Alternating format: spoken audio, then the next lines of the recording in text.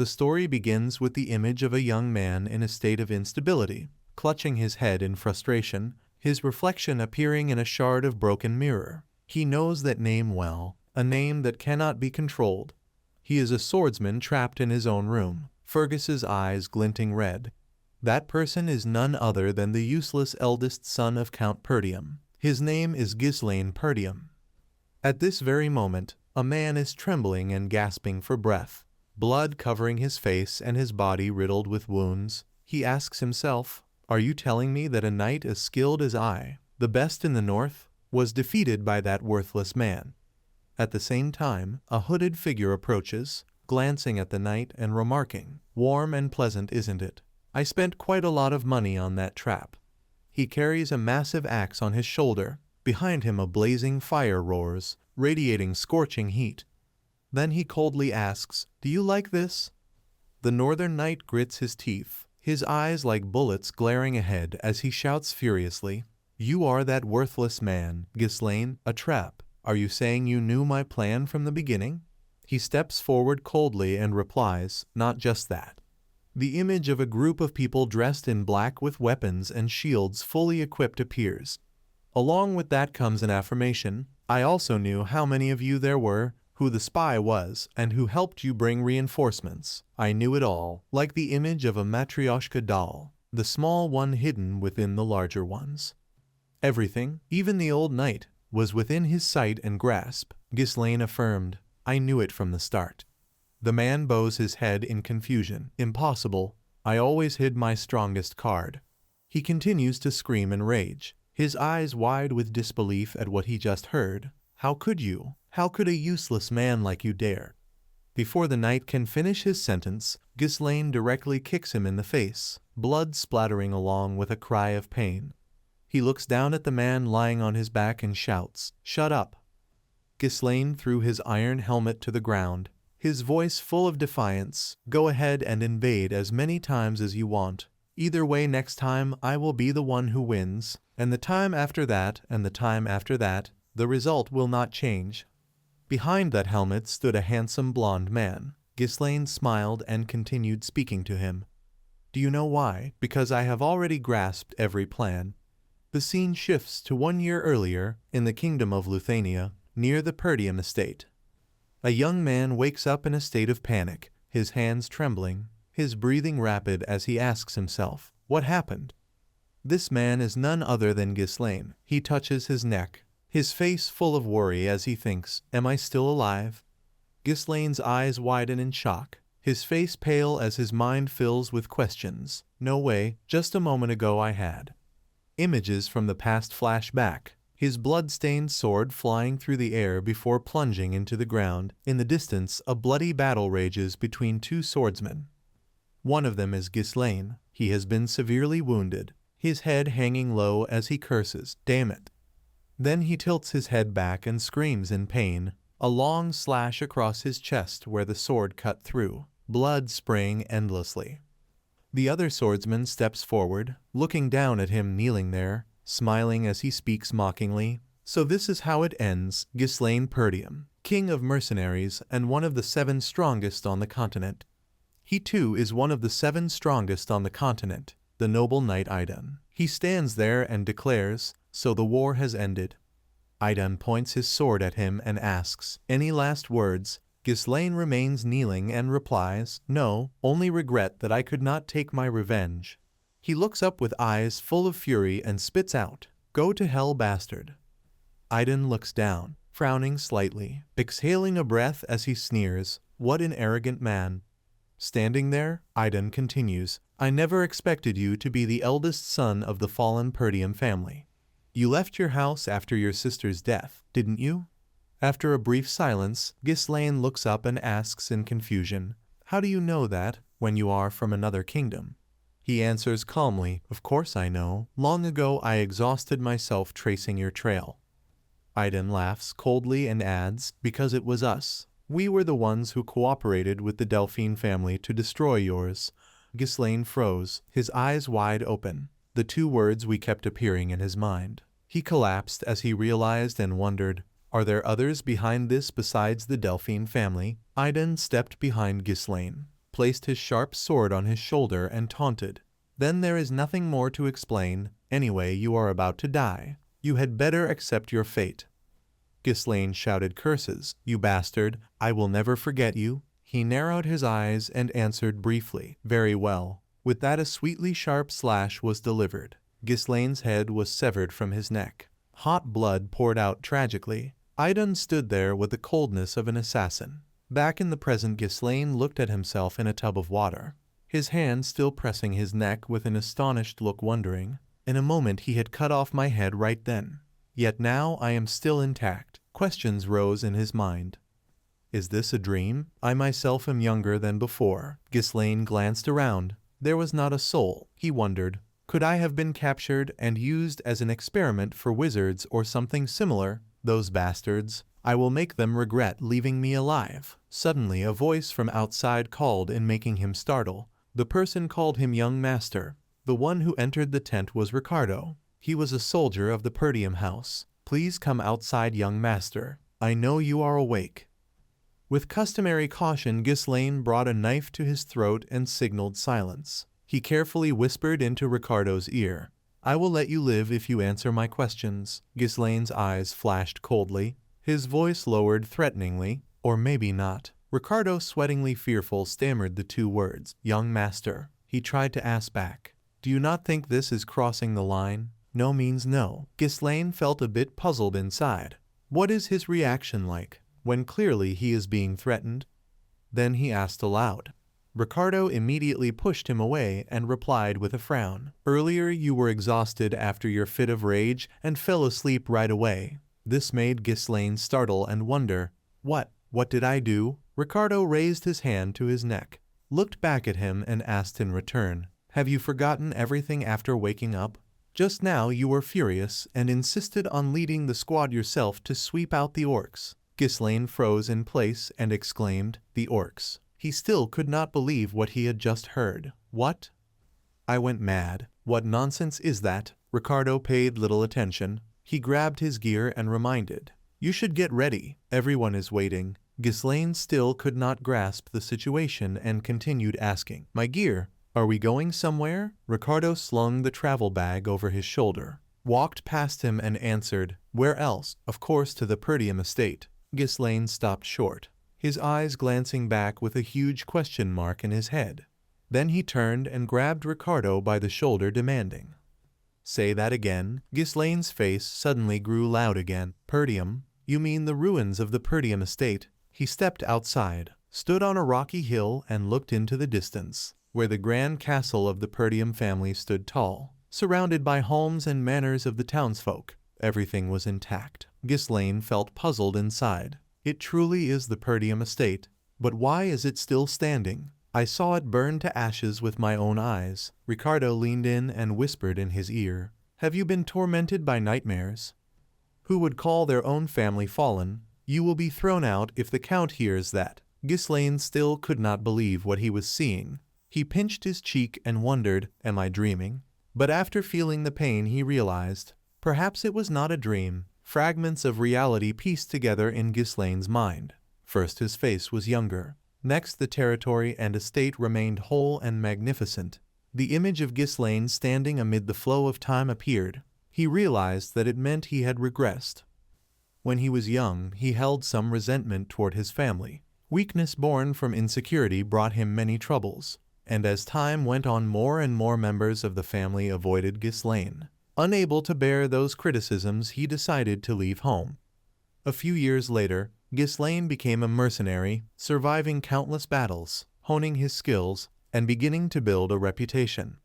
He had returned to the Perdium district to atone for the mistakes of his past. But by then, the family and the entire territory had been reduced to ashes. Ghislaine had lost everything. The flag of Perdium was nothing more than a tattered rag. But now everything was still here, intact, and so was he, a young master gazing at the banner of his family. Ghislaine looked up, his face showing a hint of relief and happiness. Everyone he cherished was here. Then he covered his mouth and chuckled to himself. I still can't believe this is real. I really want to sing my favorite song. Right after that, his expression stiffened as he told himself. But now is not the time to celebrate. Ghislaine looked over at Ricardo and remembered. He said we are here to attack the orcs, right? I can never forget this day. Today is the day when most of the members of the raiding party will die. In his previous life, he had joined the orc raid in an attempt to build a name for himself. The report at that time said there were only 3 orcs. Ghislaine thought that was manageable for someone inexperienced like him. But when they arrived, more than 20 orcs were waiting. Almost the entire raiding team perished because of his stubbornness and desire to command.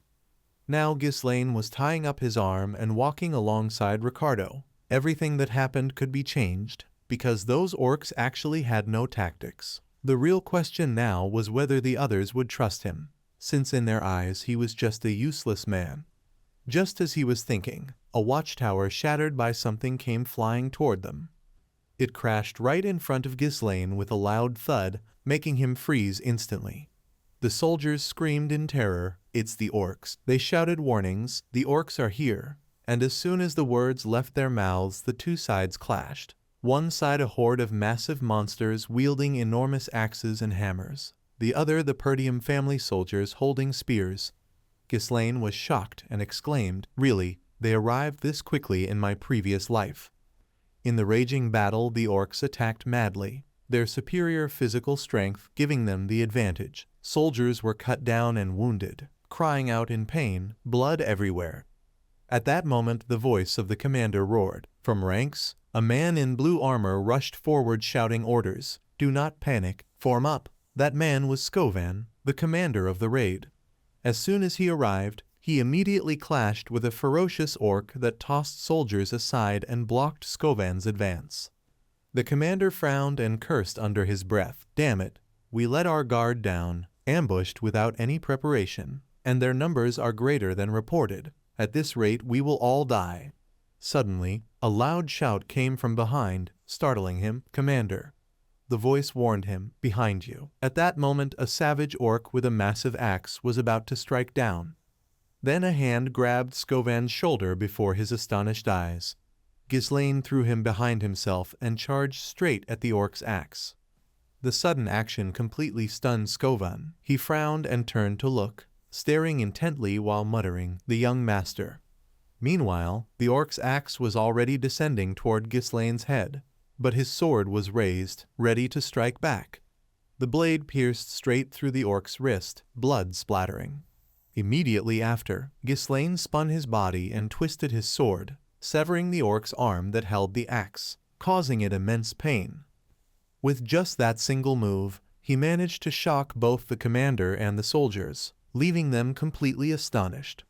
The orc looked down at its bleeding arm and roared in agony, then collapsed backward, its massive body shattering the ground, while Ghislaine stood watching. He began to sheath his sword, muttering to himself, "Damn it, looks like I can't use mana. I wish I had come back to the past a bit earlier." Then Ghislaine turned toward Skovan and asked, "You are the commander, right?" The man stammered slightly. "Young master." Ghislaine extended his hand. Seeing that he did not respond, Ghislaine repeated his request, "Give me command authority." Skovan, sweating profusely, squinted and thought to himself, "What? Command authority? I know you are a fool, but asking for command authority when the soldiers' lives are in danger." He stood up, turned away, and refused flatly, "I cannot." Ghislaine was startled and questioned, "What did you say?" Skovan kept walking and added, "Do you think this is a game? Even if you are the young master, I cannot easily give up the authority entrusted to me by the Lord." Ghislaine frowned and thought, "How troublesome. But I would react the same way if an idiot came asking for command authority." The previous problem was not yet solved when a new one appeared. Another orc was charging toward the 2 of them. Skovan immediately rushed forward, blocking in front of Ghislaine, and shouted loudly, "Retreat now. I will handle everything here. You are still too inexperienced to lead an army." Ghislaine raised his sword, his sharp gaze fixed ahead as he replied, "Looks like I have no other choice." He threw his sword, letting it pass right by the commander, forcing him to dodge sideways in shock. Skovan grabbed Ghislaine by the collar and shouted in his face, "What do you think you are doing?" But the sound from behind made him freeze. Then he turned around, eyes wide in surprise. In front of Skoven was the sight of Ghislaine's sword impaled right in the orc's forehead, and the creature stood motionless. Then the orc collapsed to the ground with a thud, its throat trying to let out painful cries, eyes rolled back, and blood flowed endlessly. Skoven was utterly stunned, mixed with fear, thinking, "What is this? How did he strike such a fatal point?" Ghislaine looked over and asked, "Skoven, right, do you know what the most important thing in battle is?" The man stood there without an answer. Meanwhile, in the center of the battlefield, the orcs were terrifying the soldiers, who trembled in fear at the savagery of the red-skinned monsters. At that moment, Ghislaine spoke again with conviction. "There is no hope of victory when our soldiers are filled with fear. We must give them motivation." With those words, Ghislaine, without hesitation, rushed toward the orc, quickly pulled the sword from its head, and joined the battle. All those actions happened in an instant, leaving Skoven completely stunned. He took a step back, leaped high into the air, and raised his sword, ready to strike down. A second later, Ghislaine drove his blade straight into the head of an orc in the group, dropping it to the ground before the astonished eyes of all the soldiers. Even the commander, looking over, was shaken in fear. This was the third one he had slain. Ghislaine slowly pulled his sword out, the blade dripping with orc blood, and spoke a taunting challenge. "Come at me, you orcs." He stepped on the head of the fallen creature and shouted, "I..." Then, with just one man and one sword, he fearlessly charged into the horde of orcs. He darted and weaved like a slippery fish, slashing through the air before severing the arm of another orc. The commander stared at the falling monster limbs before him and muttered in disbelief, "Am I dreaming?" Watching the young man fight, Skoven silently assessed, "Even as a mana user, I would struggle to do anything. Yet that frail young master can pull off all of this." He looked at Ghislaine and observed, "I can see he's exhausting himself, but he's using the smallest movements to dodge and taking advantage of his swordsmanship to strike their weak points. It's like watching a swordsman with no mana, an image of one of the 7 strongest on the continent from the previous era." Skoven was still in awe, or perhaps it was something even greater. Ghislaine shouted, "Is that all you've got? I haven't even warmed up yet." He ran while mocking them. "You don't deserve to be called a warrior race at all." On the other side, Ricardo cried out, "They're all charging at the young master," while a soldier beside him asked, "Is he running away?" They turned towards Skoven and called, "Commander." Meanwhile, he was staring blankly, questioning, what the hell is he thinking? Charging into the orcs to draw their attention was fine, but running away now seemed odd. And what's worse, that direction leads straight to the cliff. Skoven froze for a moment and realized, wait, the cliff. His mouth dropped open, sweat streaming down his face as he muttered unconsciously, "Don't tell me." Immediately after, the commander turned and shouted, "Soldiers, raise the shield wall." Skoven lowered his voice as if confirming a decision, "We will follow the young master." On the other side, the orcs had been completely lured in, relentlessly chasing after Ghislaine, who was now running with all his strength. As he ran, he thought to himself, "Skoven, if you're a good commander, you should have already realized my plan." Although he wanted to take them all down himself, his miserable stamina wouldn't allow it. But Ghislaine had succeeded in leading them right to the cliff's edge. He smiled faintly and muttered, "Still, this much should be enough for you to handle." At that moment, heavy thudding footsteps echoed from behind the orcs. The monsters turned around, their faces filled with confusion. On this side, a wall of shields had been raised, with sharp spears pointing forward. Though exhausted, Ghislaine smiled in satisfaction and muttered, "Perfectly." Without a moment's hesitation, he kicked off the cliff's edge, using the momentum to hurl himself into the abyss. Even while suspended in midair, he shouted at the top of his lungs, "Right now." Above him, Commander Skoven roared, "Soldiers." He gave a direct order, pushed them into the abyss, and the formation immediately tightened. As soon as the words left his mouth, the shield wall closed in, and the soldiers, they shouted with determination as they forced them back. One after another the orcs fell, plummeting freely into the depths below. The brute beasts, strong but foolish, were defeated in a way no one could have expected. The soldiers looked at each other and finally let out a sigh of relief. We did it. All the orcs have been wiped out. Only then did the commander remember there was still someone below. He quickly looked down and called out, "Young master."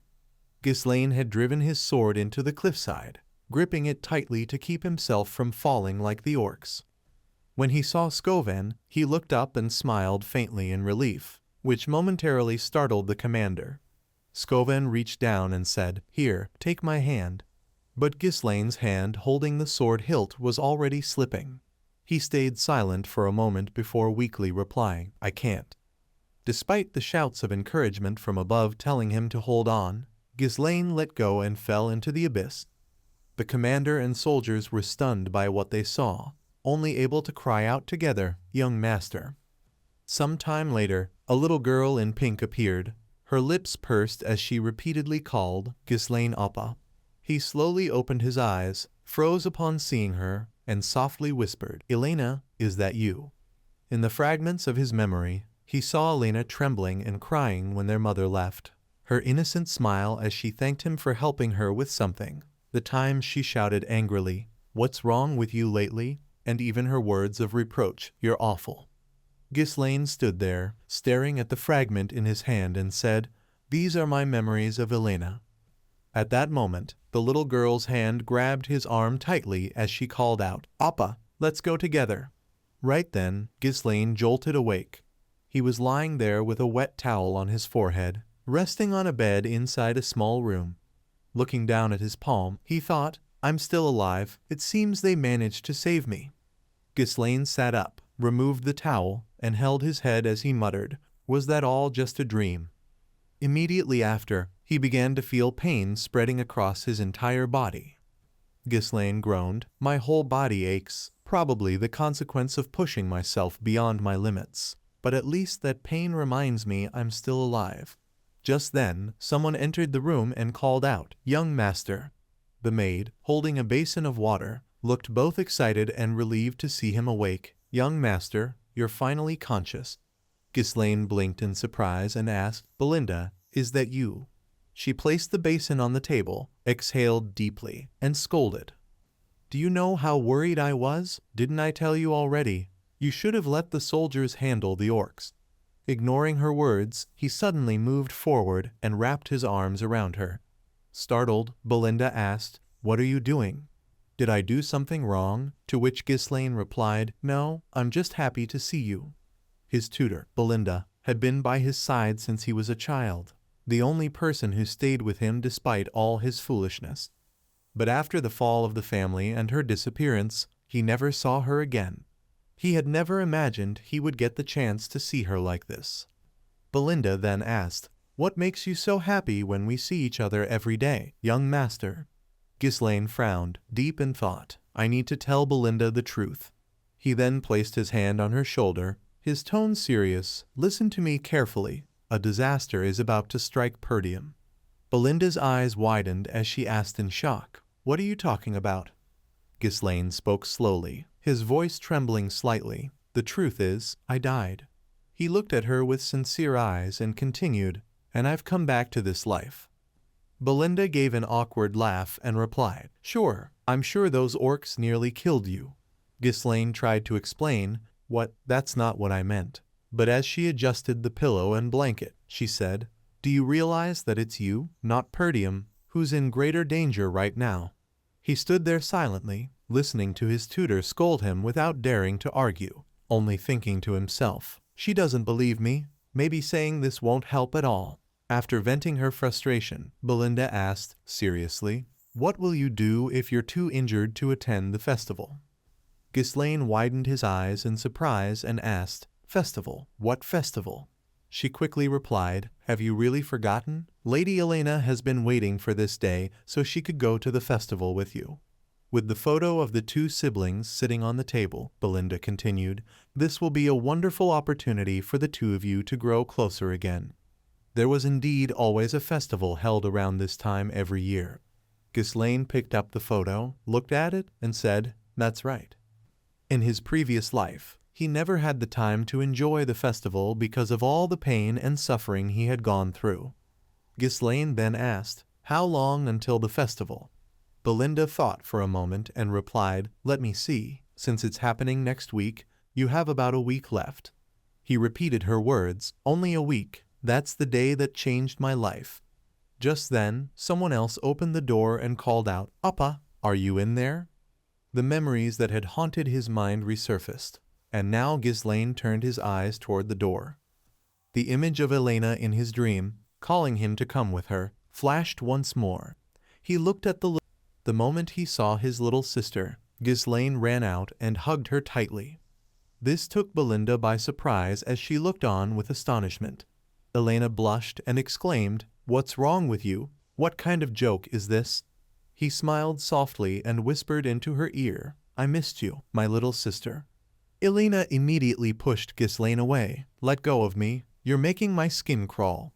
He held his chest, coughing several times, then thought to himself, "This strength is incredible for a child. Has she always been this strong?" The girl brushed off her clothes and looked at him with a tired expression. "Belinda told me to come here. What are you doing? Do you really think this will make everything better?" Ghislaine asked in confusion. "What? Make what better?"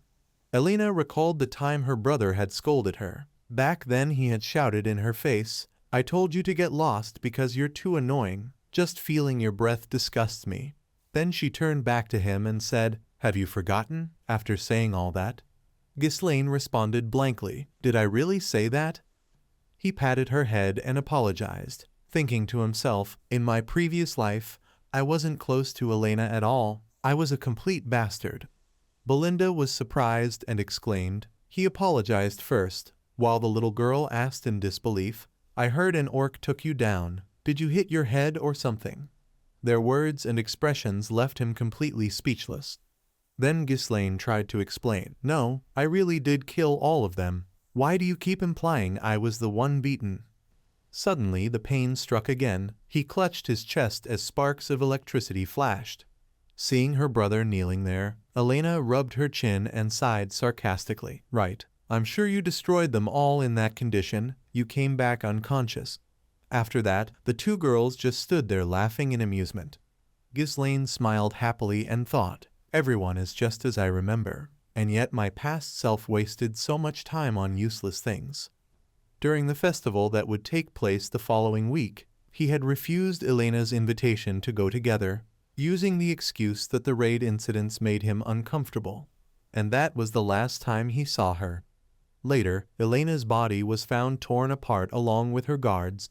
Remembering that made his chest tighten, his whole body trembling with guilt. "I should have been there with her." At that moment, someone knocked on the door, followed by a voice, "May we come in?" Standing outside were the two guards, Jamal and Philip, smiling as they said, "There you are, Lady Elena." The girl stepped out and asked, "What's going on?" "I told you to wait outside." Jamal hurriedly explained, "Apologies. The servants requested that you oversee the preparation of the festival supplies." Ghislaine wondered, why are they asking Elena to do this? Belinda, slightly annoyed, explained, "You wouldn't know, my lord, because you spend your days idling around. I can't understand how Peridium is so short on manpower that even the young lady has to work." Elena waved goodbye before leaving. "I'm off now. Take care of yourself, okay?" He watched her go, thinking, are we really that short on workers? I never cared about these things before, so of course I wouldn't know. Ghislaine stood there with his hands in his pockets and called out, "Let me lend a hand then."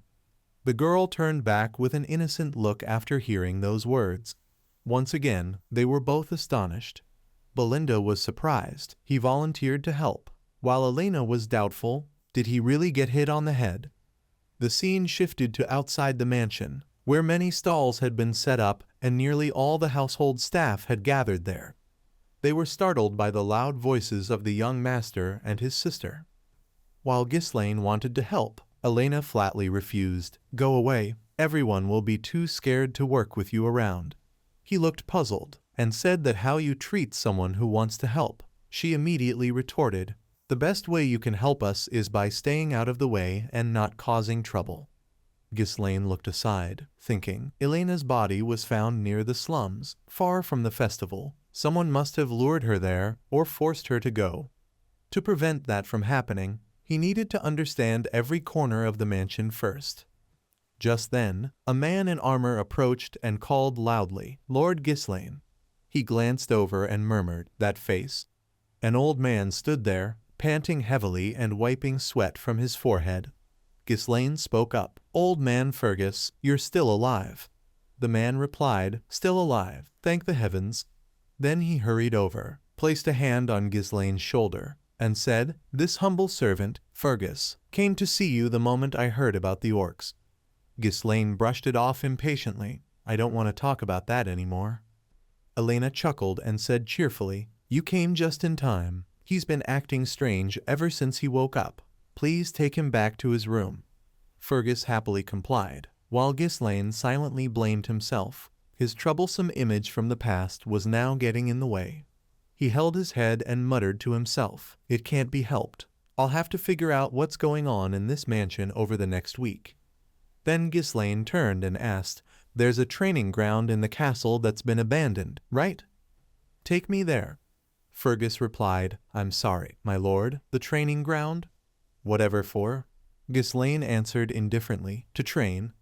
The answer caught the old man off guard, but he soon responded, "This way, my lord." The scene shifted to the training yard.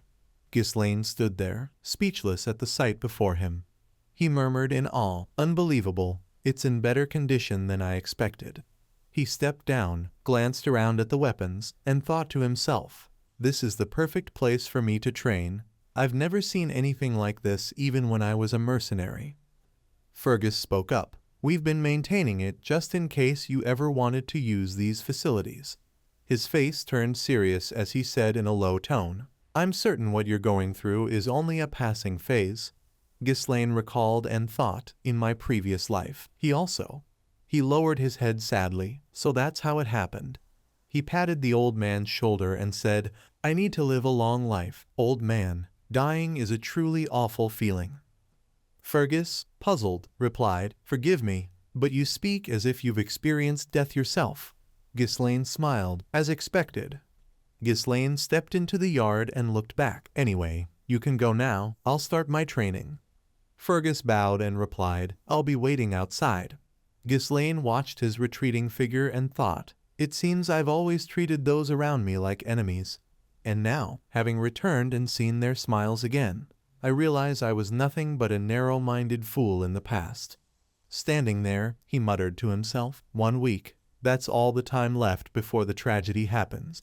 Back then, the one revealed to be behind Elena's death was a lord from a neighboring territory.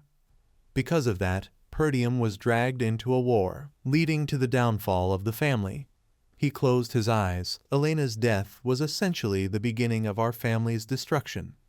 Then he opened them again, eyes sharp with determination, which means I must set everything right from here. Sitting down in the center of the training ground, Ghislaine thought, "First, I need to get my body in shape. Too bad there isn't much time.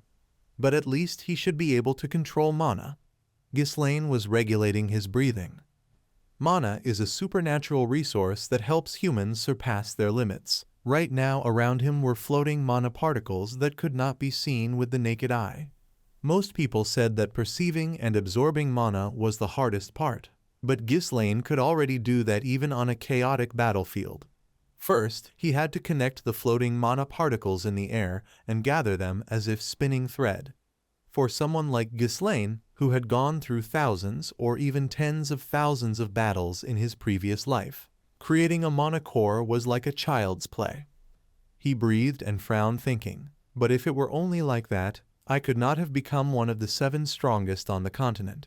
Thanks to the method from the half-burned magic book that Ghislaine once found, and with a natural mana core inside the human body, he could create a second core, even a third one, forming a network of linked cores to produce explosive power.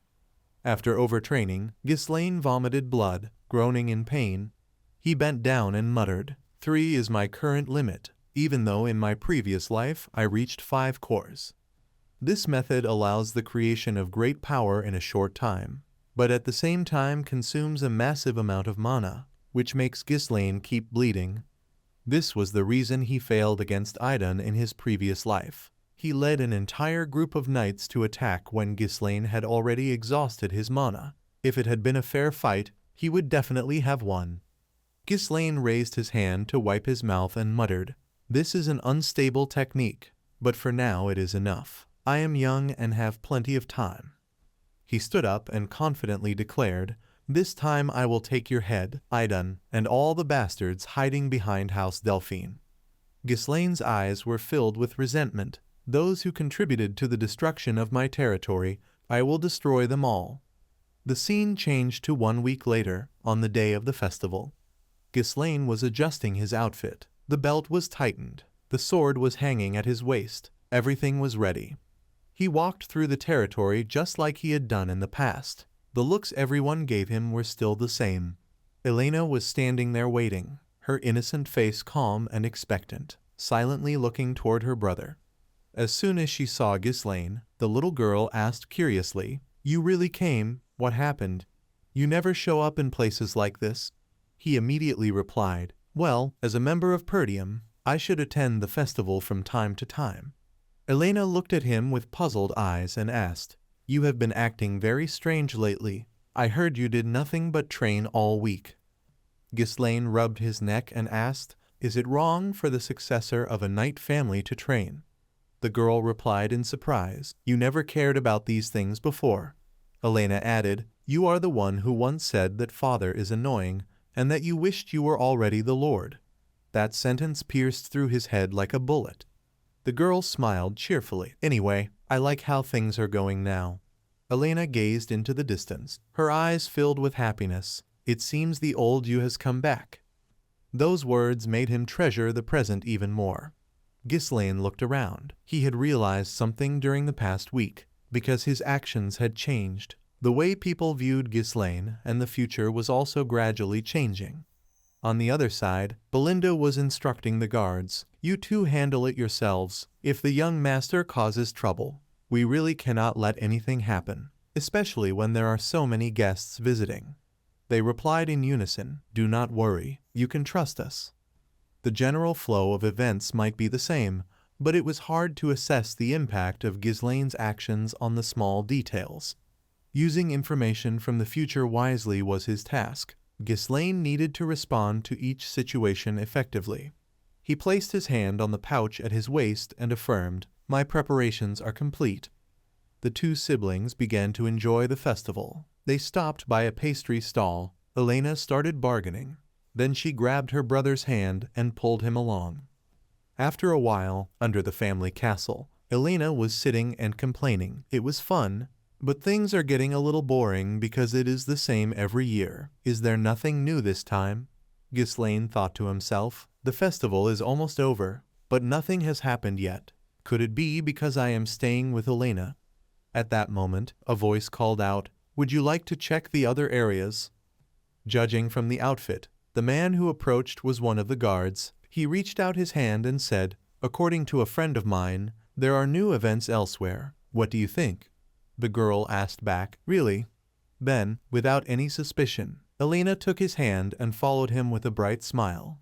This is better than repeating the same old event. Meanwhile, Ghislaine watched them from afar. His eyes turned. The night guards of Elena, Jamal and Philip, were the most trusted knights during the conflict, as they had protected Elena since she was a child. It was known that they were killed while defending her in Ghislaine's previous life.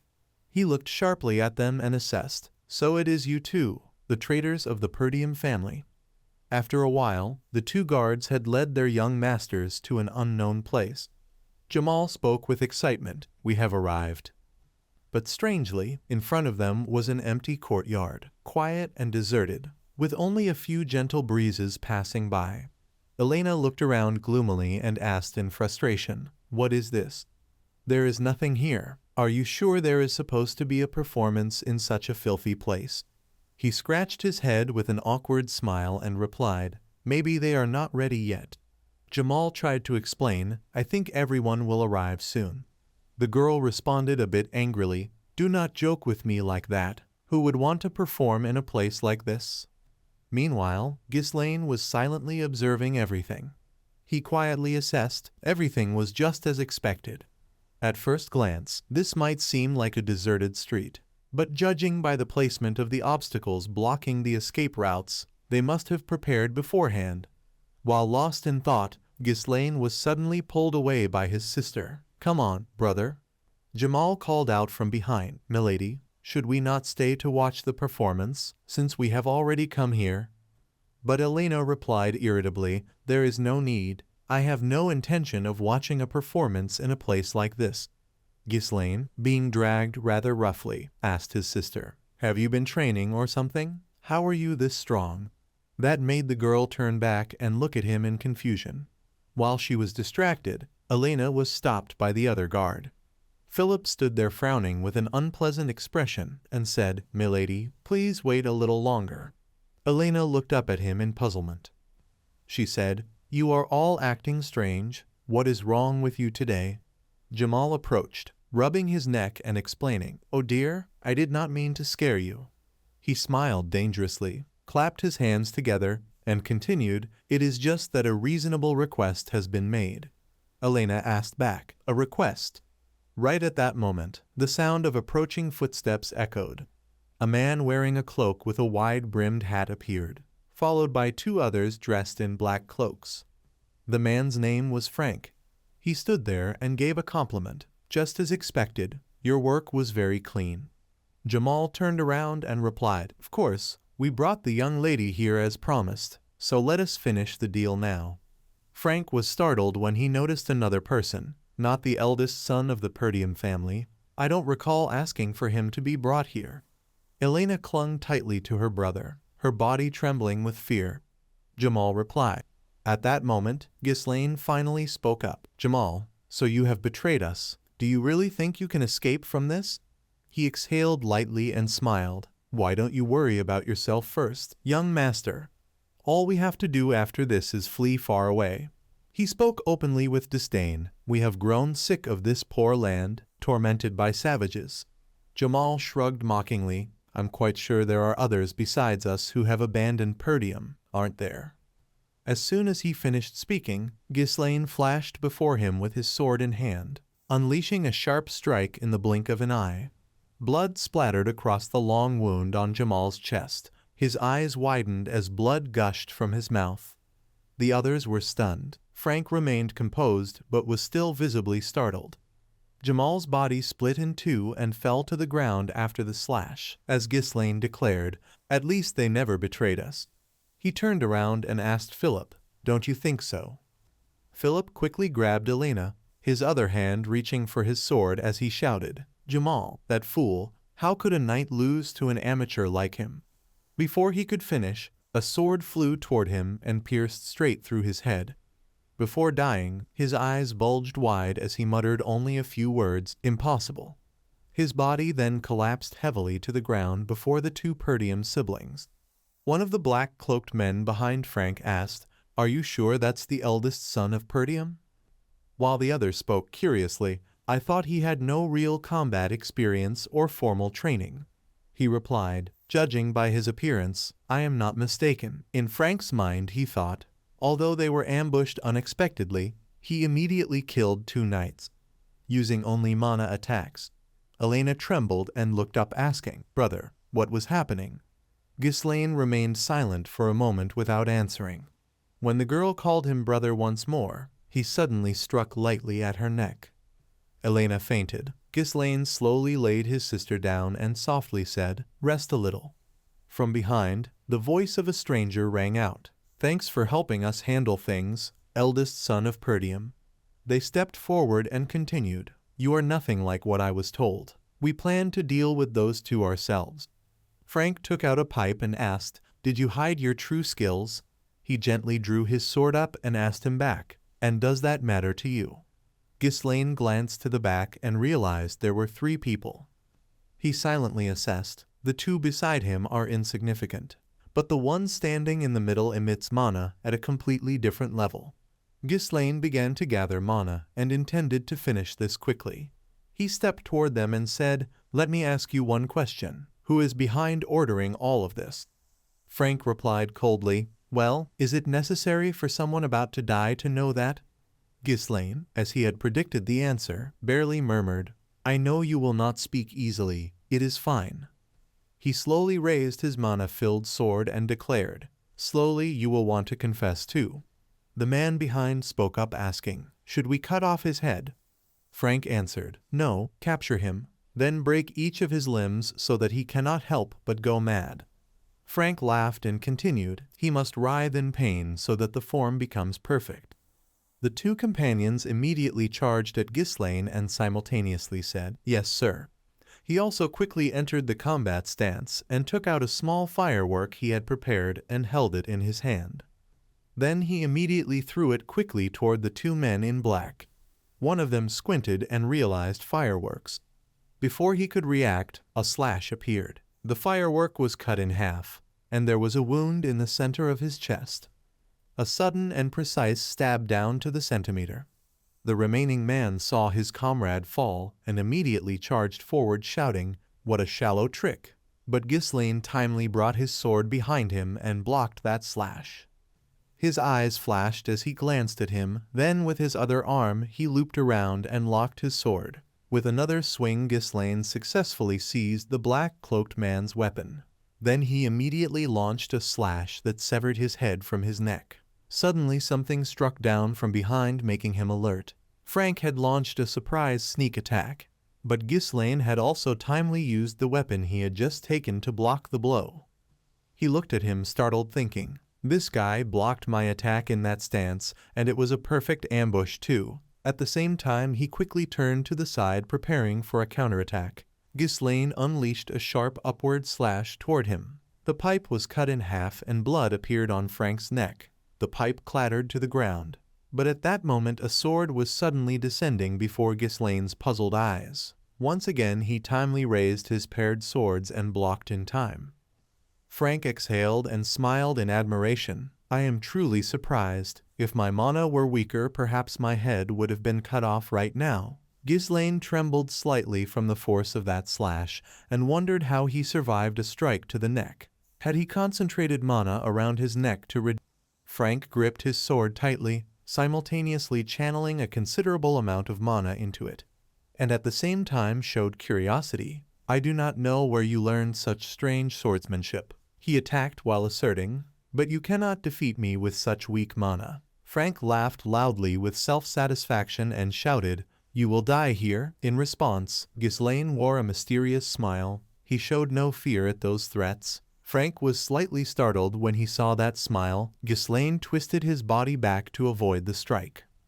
Meanwhile, planting his two swords into the ground so he would not fall, he borrowed momentum, swung his leg and delivered a kick straight to Frank's face. At that moment Frank was pushed back a long distance, but Frank still calmly smiled, exhaled and said, didn't I say? With that amount of mana it is ineffective. But suddenly his face contorted. The smile vanished. He tried to clamp his mouth shut. Then Frank collapsed to his knees, vomiting a mouthful of blood. He looked at his trembling palm and worriedly thought, what just happened? The power of that attack was different. There is no way he could have pierced my enhancement like that at this level. Ghislaine stepped closer and said, I never thought there was a real mastermind behind Elena's death. His whole body now radiated killing intent. Mana cores appeared in his body, coldly looking at him. So you are the culprit, Ghislaine coldly shouted. Get ready. Third core, release. Frank gritted his teeth and asked hoarsely, what? How did he increase his mana so much? Like a blink speed? In an instant he was in front of him with two swords in hand preparing to slash down. The fearful look of Frank appeared behind cracked lenses, thinking, he's too fast. Each strike from Ghislaine immediately pushed Frank back, forcing him to retreat, repeatedly struggling to defend. He brought his two swords back, eyes intensely focused. Then he launched an extremely powerful horizontal slash. The excess energy even caused destruction behind him. Frank's sword and arm trembled right after. He grimaced, thinking, impossible. My arm is gradually going numb just from blocking his attacks. His sword had reached its limit and begun to crack. Frank realized, No matter how much mana is drawn, it usually only has limited effect. He had never heard of any method that could cause mana to surge like this. The image of the swordsman Ghislaine from his previous life appeared. In Frank's eyes, he seemed to have become a completely different person. The decisive strike shattered the sword, Frank's terrified face appearing on the broken blade. A long cut appeared across his chest, similar to the way Ghislaine had finished Jamal. Not stopping there, he continued to press forward with a face full of fury. A full-force straight thrust was executed by Ghislaine. Frank screamed in pain, blood gushing from his throat. He quickly pinned him against the nearby wall, his hand clamping tightly on his neck so he was completely restrained. Ghislaine began the interrogation. Let us continue the previous conversation. The sword in his hand was still lodged in his stomach. He asked, "Who gave the order for this?" Frank did not answer. He produced a poisoned dart from his sleeve, thinking, "I will not fall easily." His gaze turned to the small Elena lying there, and he thought to himself, "At least I will take the young lady of Perdium with me." He prepared to launch the hidden weapon, but was immediately held by threads of mana. Ghislaine looked down at his hand and continued in a cold, threatening tone, "How about we try negotiating?" His eyes also flashed warning strands of mana. "Do not waste your efforts. Answer my question, and I will withdraw the sword." Frank looked down in astonishment. "These are threads formed from mana. I cannot move. When did he make them?" Meanwhile, the sword in Ghislaine's hand still remained in his abdomen. He was fairly certain a man of his caliber would know how to heal himself. Then Ghislaine immediately issued a warning. "Even so, that means nothing if I destroy your mana core." Hearing that, Frank cried out in horror. "What?" He began to feel mana escaping from his body. Frank looked down at the light beneath his stomach in fear and screamed in pain. He sensed his mana core shattering. Frank shouted, "Are you insane? Just one mistake, and the mana feedback could cause a destructive explosion across this entire area. Are you trying to self-destruct?" Ghislaine replied coldly, "That is the work of the weak, while I can control it." Frank gradually realized the severity of the situation, and that the man in front of him was not speaking in vain. He saw death reflected in the boy's eyes. He knew he would die if he failed to satisfy him. Frank hurriedly shouted his answer. It was Count Desmond. He was the one who gave the order. He said he needed an excuse to start a war against the Perdium and Degard families. Ghislaine frowned and replied, "Is that so?" Then thought to himself, so it was Desmond. In his previous life, secret dealings like this were usually handled by families allied with the Duke. "Duke Delphine, you dared to manipulate such nonsense without being exposed." He continued questioning, "So you wanted to kill Elena, didn't you?" Frank, panting in fear, answered, "Yes." As soon as the words left his mouth, Ghislaine drove his sword deeper into his stomach. Frank screamed, "What are you doing? This isn't what you said before." Ghislaine gave a cold smile and replied, "What's wrong? You've killed countless people in your life, yet now you tremble when it's your turn." Suddenly Frank laughed loudly, startling Ghislaine. Frank knocked his forehead against him and taunted, "Even if you kill me, nothing will change. I've already finished my work with the Degard family. Do you really think people will listen to—" Ghislaine coldly said as Frank trembled in fear, "Let me tell you something. I was reborn after I died." He declared confidently, "So this time will be different." Frank threw his head back and screamed, his entire body cracking apart. In the dark night of the festival, a surge of mana light rose into the sky, then exploded like fireworks. Below, there was another display, one of blood. The corpses of assassins and traitors lay scattered across the ground, accompanied by Ghislaine's heavy breathing. He turned his head slightly, his face exhausted and his body covered in blood. His gaze fell upon Elena, making sure she was still lying there, merely unconscious. The sword in Ghislaine's hand slipped and fell to the ground. He looked up at the sky, closed his eyes in relief, but his overburdened body would not obey. Something inside seemed about to burst forth. Ghislaine then collapsed to his knees and vomited blood. He wiped his mouth and groaned, "Damn it. Detonating 3 mana cores before was no problem when I was the king of mercenaries. I will not collapse like this. In a nearby house, a sound came from within. He quickly rushed inside and witnessed the ruined scene, with a person lying in a pool of blood. Ghislaine recalled, in my previous life another corpse was found beside Elena in this place. The image of a man standing before a family crest. He looked down at the corpse and assessed, according to what that man said. This one is likely the son of the Degard house. Ghislaine stepped forward to inspect the body and judged. It seems he was killed along with his guard knight, so they silenced them and staged the scene to make it look like they were Elena's killers. The moment this truth is exposed, a clan war will erupt. Ghislaine took a small firework from his side, intending to erase this evidence. He shouldered his sister and left behind the burning house. I will not let things go according to their plan. On a nearby large tree, a man in a black cloak silently watched Ghislaine's departing figure, then his silhouette faded away mysteriously. At a roundtable conference, a man knelt in the center and endured questioning. It was a failure. We sent knights to guard along with Frank, our best. Yet you could not handle a single girl. Did you neglect vigilance because you thought the mission was too easy? He knelt there, not daring to raise his head, stammering in reply. Yes, the man grimaced and, with fear, continued, it was all because of Ghislaine Perdium. A member slammed the table and asked incredulously, Ghislaine, that useless one from the north? He expressed doubt. I am sure you also know Ghislaine is just a useless man. Do you really use him as an excuse? The kneeling man answered. He was completely different from the information and rumors we had about him. The image of Ghislaine holding a sword with sharp eyes from the past flashed in his mind. The evasion twist to avoid a surprise strike, then a series of relentless attacks, pressure, and the decisive thrust into Frank. Then dealing with the house containing evidence of the Degard son and carrying the sister away from the scene. He affirmed, it was as if he were a completely different person. But we already resolved matters with Degard, so there will be no problem to start a territorial war. Please give me another chance. Those in power behind this all scolded him in unison. Shut up. You could not even gather enough information about a child. Do you realize how great an obstacle this caused?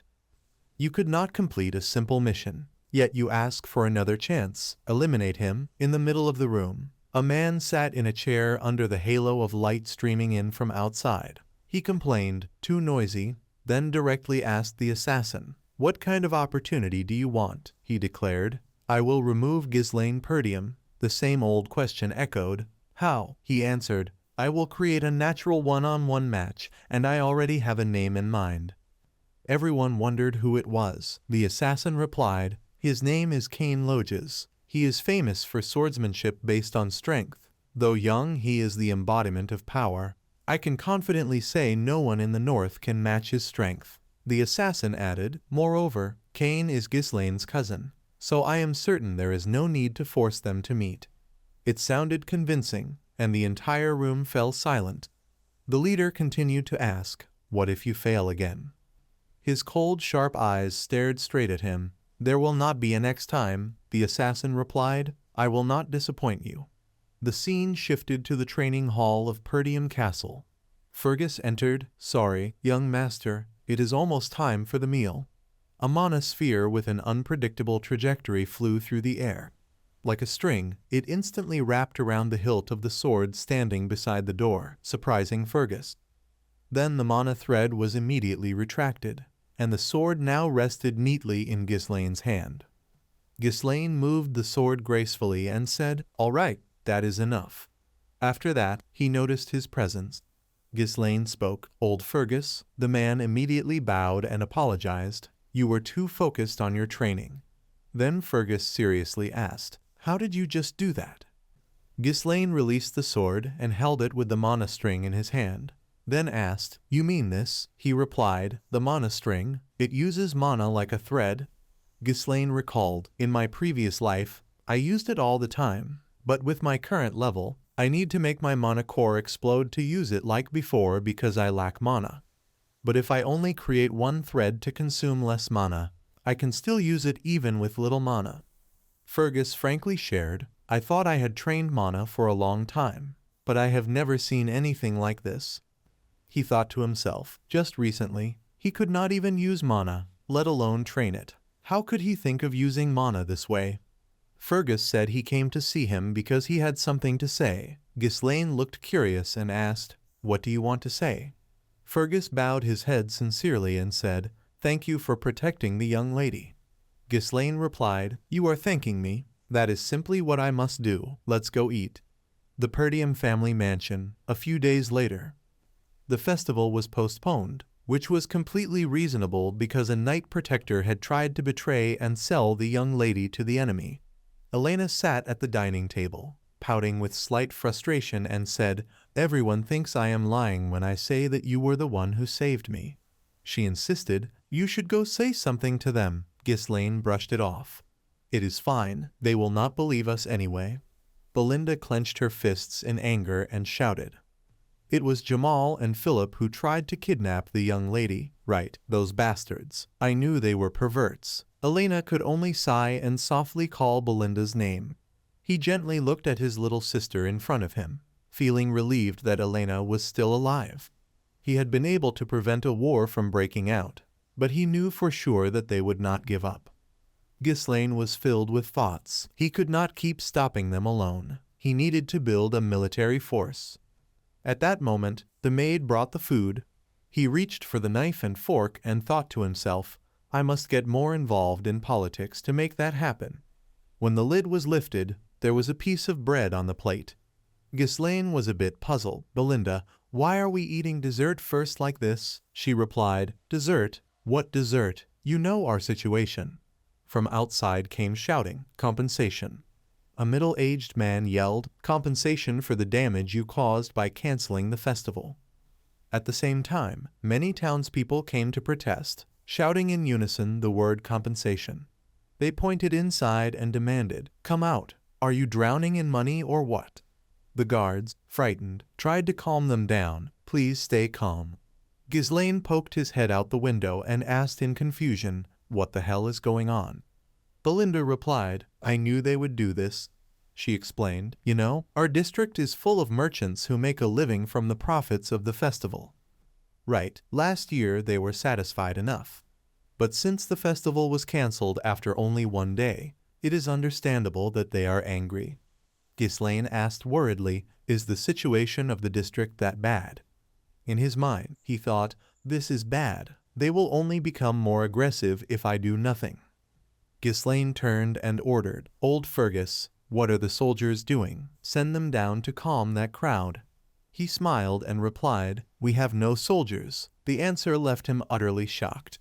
Fergus continued, "Most of them were deployed to the camp in the monster forest to rebuild after the orc raid." Ghislaine cursed under his breath, "Damn it, they are all there." Perdium was basically always in a state of war because of the barbarians in the north, and on the other side, there was the monster forest where monsters could appear at any time. Ghislaine's face showed clear worry. No money, no soldiers, what a complete mess. He put his arm around his tutor's shoulder and walked outside. "Belinda, let's talk." Then he whispered in her ear, "You are the one managing my money, right? Use it to calm those merchants down." Belinda replied bluntly, "There's not a single coin left." Ghislaine froze and asked, "Why not?" She immediately replied, "Did you forget that the Count cut off your allowance because you spent money like water?" Ghislaine had to stop and think. "So I have no money at all. I'm completely broke." He shamelessly held out his hand toward Belinda and asked, "Lend me some money." She immediately responded, "I don't have any either." A moment later, Ghislaine sat on the windowsill, looking out over his territory, muttering, "Damn it, no money, no soldiers, what do we even have?" He thought, "Without even a little money, I can't do anything. Even if I have knowledge of the future, I'll need money first." While Ghislaine was stuck with no way out, "Isn't there something on the estate?" At that moment someone came running hurriedly down the hallway. Ricardo stood in the doorway, panicked. "Young master." Ghislaine looked down and asked, "Ricardo, what's going on? Why are you in such a hurry?" The man looked anxious and quickly said, "There's a problem. Young Master Kane wants to see you." Ghislaine froze for a moment. Kane. On the other side, Commander Scovin was trembling, breathing heavily, his face bruised and swollen. Before he could do anything, another punch landed straight on his face. That huge bloody fist was ready to strike again. This time, the blow was aimed at Skovan's chest, and he screamed in pain. The impact was so strong that the imprint of the fist remained on his iron armor. Skovan fell backward, just as Ghislaine arrived at the doorway. Struggling, the commander looked up weakly and called out, "Young master." Seeing his man beaten to a pulp, Ghislaine's face showed clear displeasure. The commander's voice continued to echo, "You're here," as Ghislaine's sharp gaze locked onto the man before him. The man was huge, with bulging muscles, standing tall in front of him. That man was none other than Cain, who looked down with a mocking smile. Seeing him, Ghislaine frowned slightly but said nothing. He remembered that face. Today he came with a bodyguard. He was the heir of the Lodge's territory and a member of a family allied with Perdium. His name was Cain Lodges, and he had once been Ghislaine's only friend at that time. Looking at his hateful face now, Ghislaine knew he had also once been his enemy. Cain calmly stepped down and took out a white handkerchief while Skovan lay on the ground, bruised and groaning. Ghislaine asked his guard, "Ricardo, what's the situation?" He replied, "Just as you can see. We responded to a report about a disturbance at the tavern." Ricardo recounted, "We found Cain there with his night escort, and upon recognizing us, he asked whether the rumors about young Master Ghislaine were true. So, Commander Skovan explained the details of those rumors to him." At that moment, Cain grabbed his face with his huge hand. He coldly questioned, "You dare lie in front of the heir of Lodges?" Ricardo frowned and concluded, "And that's how it happened." Cain stepped forward and threatened, "If you plan to tell him, you'd better tell the truth." He claimed that you, someone who has never trained, defeated an orc barehanded and dealt with the traitorous knight escorts on your own. His voice continued as he looked down at the battered Skovan, "That's why I only gave him a small lesson to help him wake up." Standing before Ghislaine, Cain sneered, "This wouldn't have happened in the first place if you hadn't lied." Ghislaine fell silent for a moment. Then he thought to himself, "Yes, he has always been like this. He always treated me as someone beneath him." Ghislaine recalled his past life. Every time Cain came to Perdium, he always caused trouble. And even after creating countless problems, no one could say anything, because essentially, I was under his command. His eyes looked distant. No one ever underestimated Cain. Unlike me, who was always burdened by inferiority, his confidence and bold demeanor were praised as the worthy qualities of an heir. Returning to the present, Ghislaine appeared calm, having realized that this was why he had been criticized even more. His composed expression made Cain look at him differently. Smirking and furrowing his brows, he thought to himself, "Look at this guy. Normally he would have charged at me after such provocation." The scene shifted to some time earlier in the Lodge's territory. Cain sat there and repeated, "Killing Ghislaine." The assassin replied, "If you succeed in this mission, the noble one will support the Lodge's family." Cain looked puzzled. Dealing with a kid like him shouldn't be difficult, but Ghislaine is also the heir to his own land. How could I possibly eliminate him? The man answered, "We can lure Ghislaine into a duel, make it look like an unfortunate accident. It will only seem like a minor dispute between heirs. I will accompany you under the guise of a knight escort and direct the situation, so there's nothing to worry about." The mysterious assassin tried to persuade him, "This is a rare opportunity, even for you." Cain thought for a moment and then spoke, "I never expected to have to kill my own cousin, Ghislaine." His expression quickly turned excited as the sound of his knuckles cracking echoed. "Let's go right away." Cain glanced at the man behind him and wondered, are they trying to get rid of him because something about him has changed? He slightly curved his lips into a smirk, then said, "In that case, hey, what are you doing?" His voice calling out made Ghislaine a bit confused, though he still didn't respond. Cain continued in a puzzled tone, "Why are you just standing there? If you know I'm here, then you'd better bring what's been prepared for me." Ghislaine asked, "What preparation?" Cain replied in a low voice, "I heard the festival was interrupted, wasn't it? Let's liven things up and have a great time. We've always been in sync when it comes to things like this, haven't we?" His eyes narrowed as he spoke provocatively. Did I say something wrong, brother? Ghislaine appeared utterly indifferent after hearing that. Then, with a look of disgust, he replied, Are you talking about that? Ghislaine recalled. Yes, this guy always made me prepare wine and women every time he came here. He turned his face away, eyes half closed. I went along with his demands back then because I didn't want to be beaten, but not anymore. Because of him, I wasted my precious money. Ghislaine remembered what Belinda had told him about the Lord cutting off his allowance because he had spent too much. He suddenly realized, money, it's been here all along. Cain's image burned into his mind. This was his source of money. Cain continued shouting his name, startling him. He went on, If you remember, then you'd better bring them right now. Can't you see I'm waiting? Ghislaine looked at his annoying face and replied, Of course, I'll bring them right away. Then, with a cold gaze, he asked, But don't you have a debt to repay me? The assassin accompanying Cain looked puzzled, while Cain asked back, Debt for what? Ghislaine replied, Do you realize that I used my own money to handle everything you asked me to prepare? Pay it back. I'll charge 1,000 gold, including interest.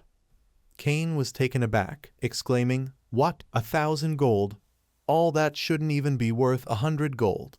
He complained, And you did that because you thanked me for being your friend, like a friendship fee. Ghislaine responded bluntly, Friendship my ass. I've been the one exploited all this time. Hearing that made Cain shudder slightly. Ghislaine continued in a threatening tone, So pay up before I give you a real beating. I need a lot of money right now, got it? His demand plunged the tavern into silence. Ricardo grimaced anxiously. Young master, what are you saying? Cain stomped his foot with a loud thud and slowly stood up. His massive figure loomed over Ghislaine as he asked, Are you starting to act bold just because I've been lenient with you?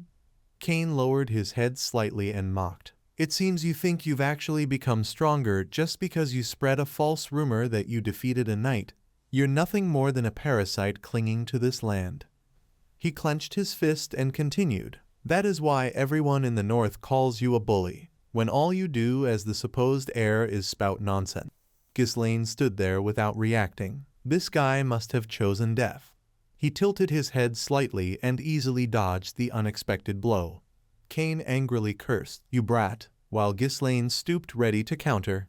He delivered a punch to his ribs with his left hand. Cain winced, blood spat from his throat. But before he could spew more blood, Ghislaine followed with a straight punch to the face. Cain was no pushover. He raised his arm in time to block. Ghislaine was not surprised, remaining utterly calm, because soon after Cain fell to his knees before him, screaming in pain and coughing up a mouthful of blood. The assassin rushed to help him up and asked, Young master, are you okay? Ghislaine put his hand in his pocket and said wearily, Get up, stop whining, I know you blocked that blow.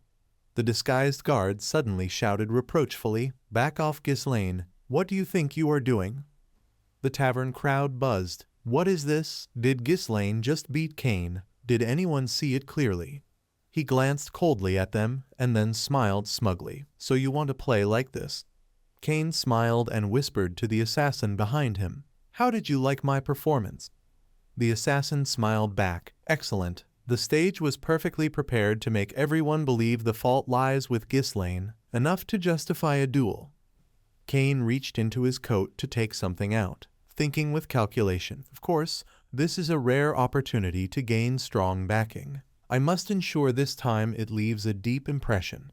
He recalled the promise of the cloaked man, If you succeed in this mission, the noble one will support the Lodge's family. Cain took out a green glove and thought to himself, This is the perfect time to cut down Perdium, a declining power. Then he raised his hand and scolded, You dare to do that.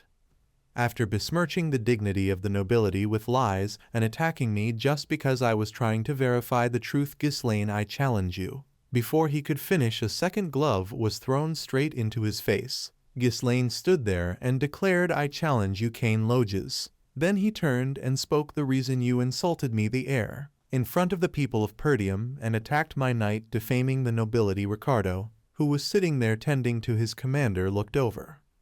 Ghislaine asked in a low voice, You are not going to deny that, are you? This action left Cain and his companion almost speechless. He smiled, wiping the corner of his mouth, then replied, I already knew you were stupid, but I did not think you were stupid enough to dig your own grave. Then Cain grabbed the sword behind him and said, Fine, I accept your challenge. He pointed the tip of his sword at him and threatened, Do not regret it, even if you die. Ghislaine said nothing, remaining calm and composed. Then he called to his guard, Ricardo, bring all the merchants protesting in front of the castle here. These words startled him a little. Ghislaine smiled and pressed his palm together, admonishing, Tell them that I will help them earn a great sum of money.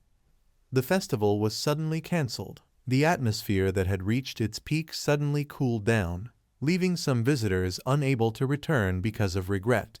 They must be feeling disappointed because they cannot spend money or make use of their leisure time in such a situation if an event takes place to ease them. And at this moment, Ghislaine's sharp eyes looked straight ahead. He stood there on the arena floor with a sword on his waist. The spectators around were cheering enthusiastically. The crowd began to murmur, This is the duel between young Master Cain and Ghislaine. Place your money on young Master Cain. That brat will finally get what he deserves. On the street, a shop owner was offering discounts, cheap prices here, buy one get one free. But the buyers were attracted by another voice from behind. The bearded man sitting there called out to the onlookers, Look, come on, place your bets here, get in line. The gold coins were immediately thrown out. Finally, the tourists also had a place to spend money. They took turns betting. I will bet on young Master Cain. Me too. This is the safest choice.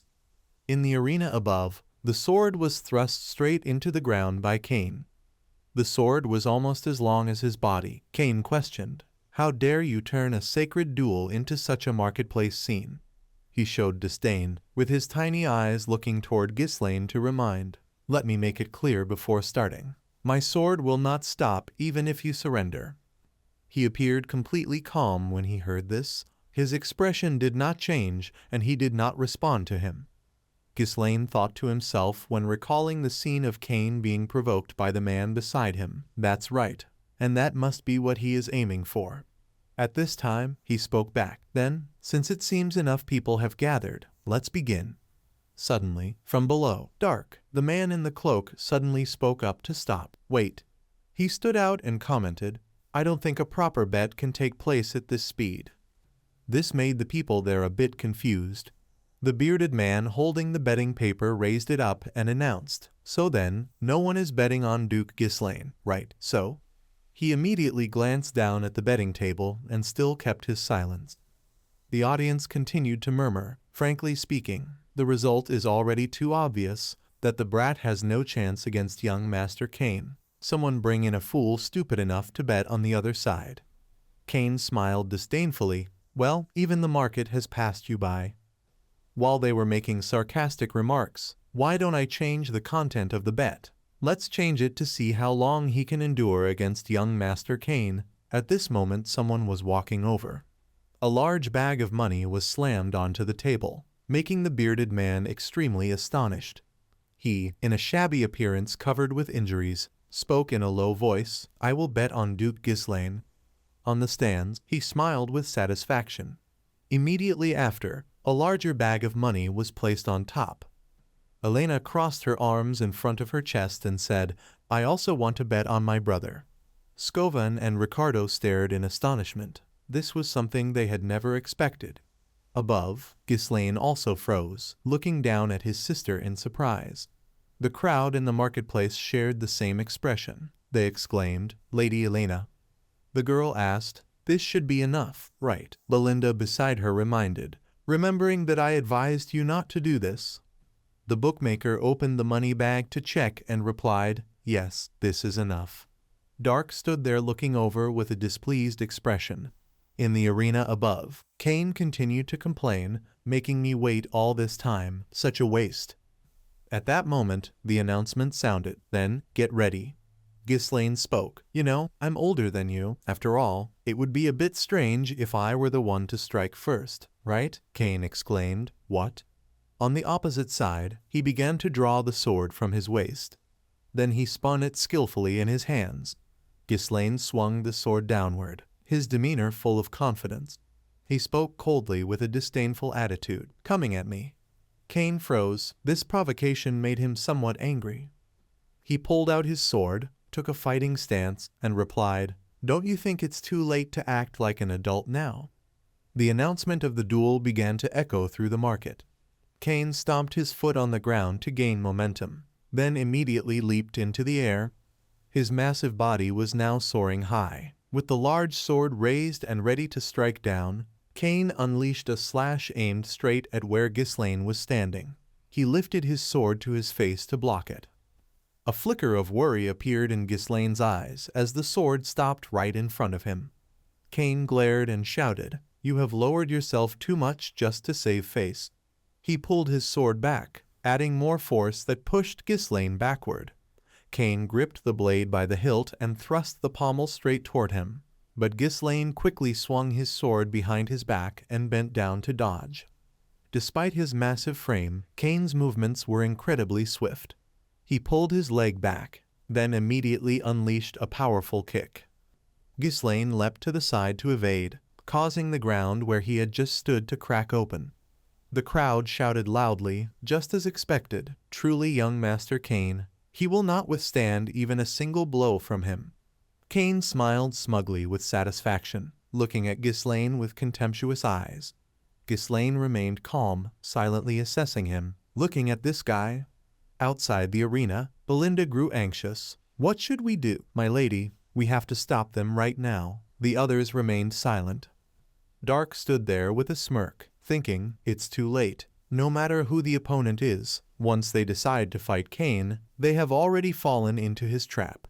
Overwhelmed by that terrifying strength, the opponent becomes convinced that there is no chance to counterattack, and they will pour all their energy just into dodging.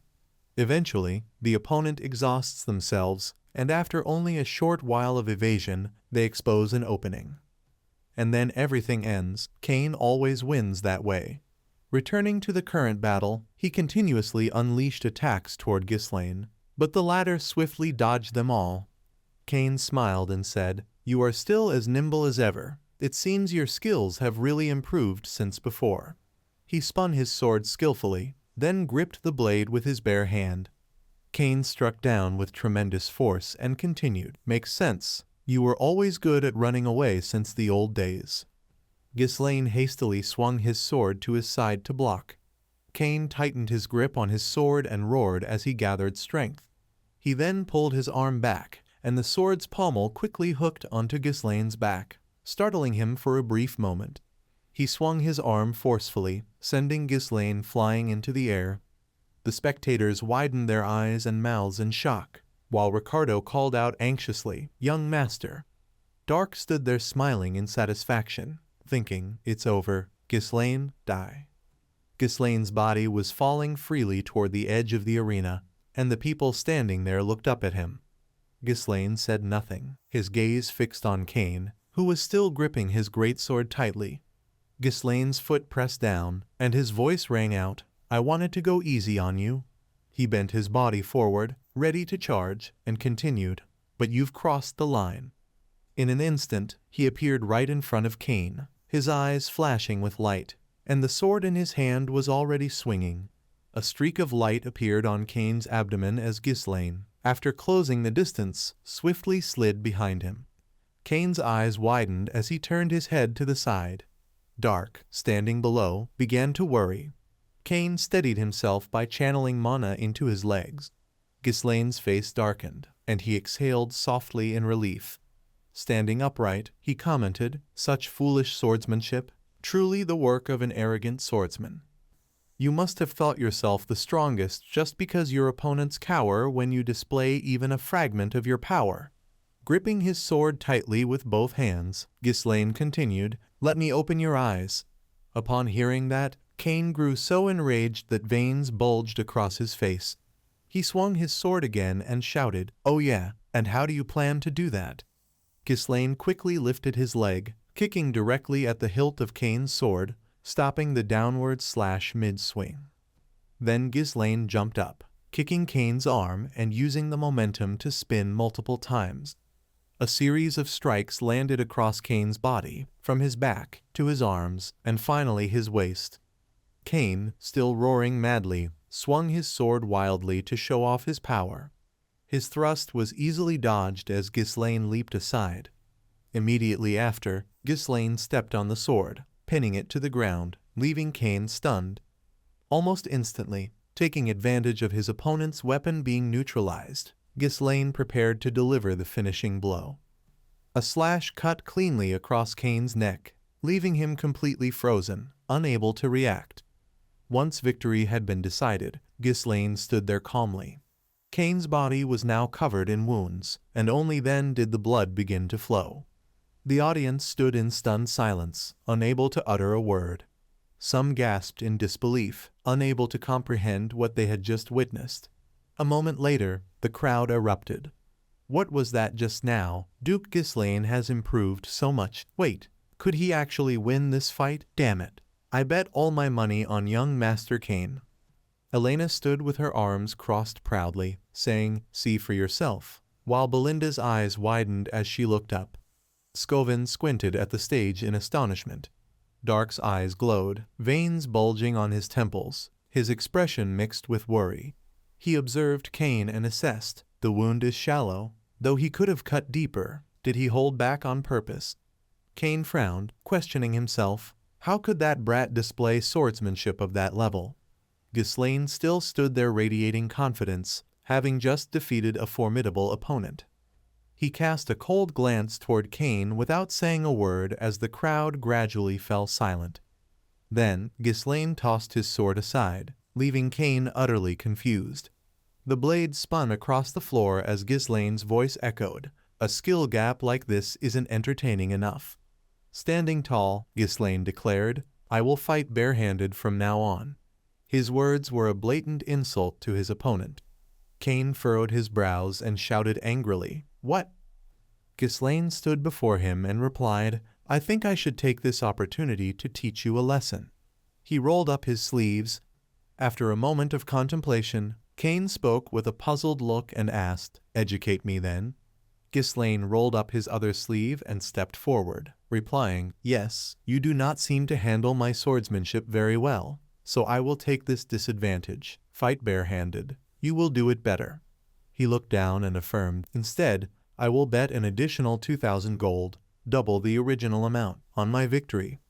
The audience immediately buzzed, "Barehanded, 2,000 gold. This is a one-on-one fight after all." Dark, standing outside, gaped in astonishment, sweat pouring down his face. Dark curled his lips in a smile, thinking to himself, he dares to challenge Kane in a one-on-one match. One must thank his madness at a time like this. Luck is still on our side. The bookmaker loudly announced, "Very well, an added bet for you. This will be a barehanded match. Young Master Ghislaine versus young Master Kane." The tourists rode the momentum and continued to place bets. "All right, a barehanded match, huh? I will bet more on Kane. Challenging that guy by strength is truly foolish." Seeing his current ability and demeanor, some people turned their bets, but this time I will bet on young Master Ghislaine. Kane smiled coldly, raised his hand to prepare to remove his cloak, his voice dropping, "Barehanded, huh? You make me laugh." With his other hand still gripping his sword, he continued, "Fine then, go ahead and fight without weapons." Kane swung his arm and threw his cloak into the air decisively. His eyes flashed with killing intent. He swung his sword and charged, shouting, "And I will use the blade." Ghislaine stood there with astonishing calm. Outside, Belinda shouted in worry, "This is absurd, young master. You should draw your sword too." Kane's massive body together with the sword he wielded prepared to strike down. With a wind-tearing sound, Ghislaine's voice rang out, "As I thought. I need to knock some sense into you." As Kane's thrust was executed, he immediately bent down to dodge, two fists ready before his chest lunged forward. Just as he was about to close in on Kane, Ghislaine suddenly halted.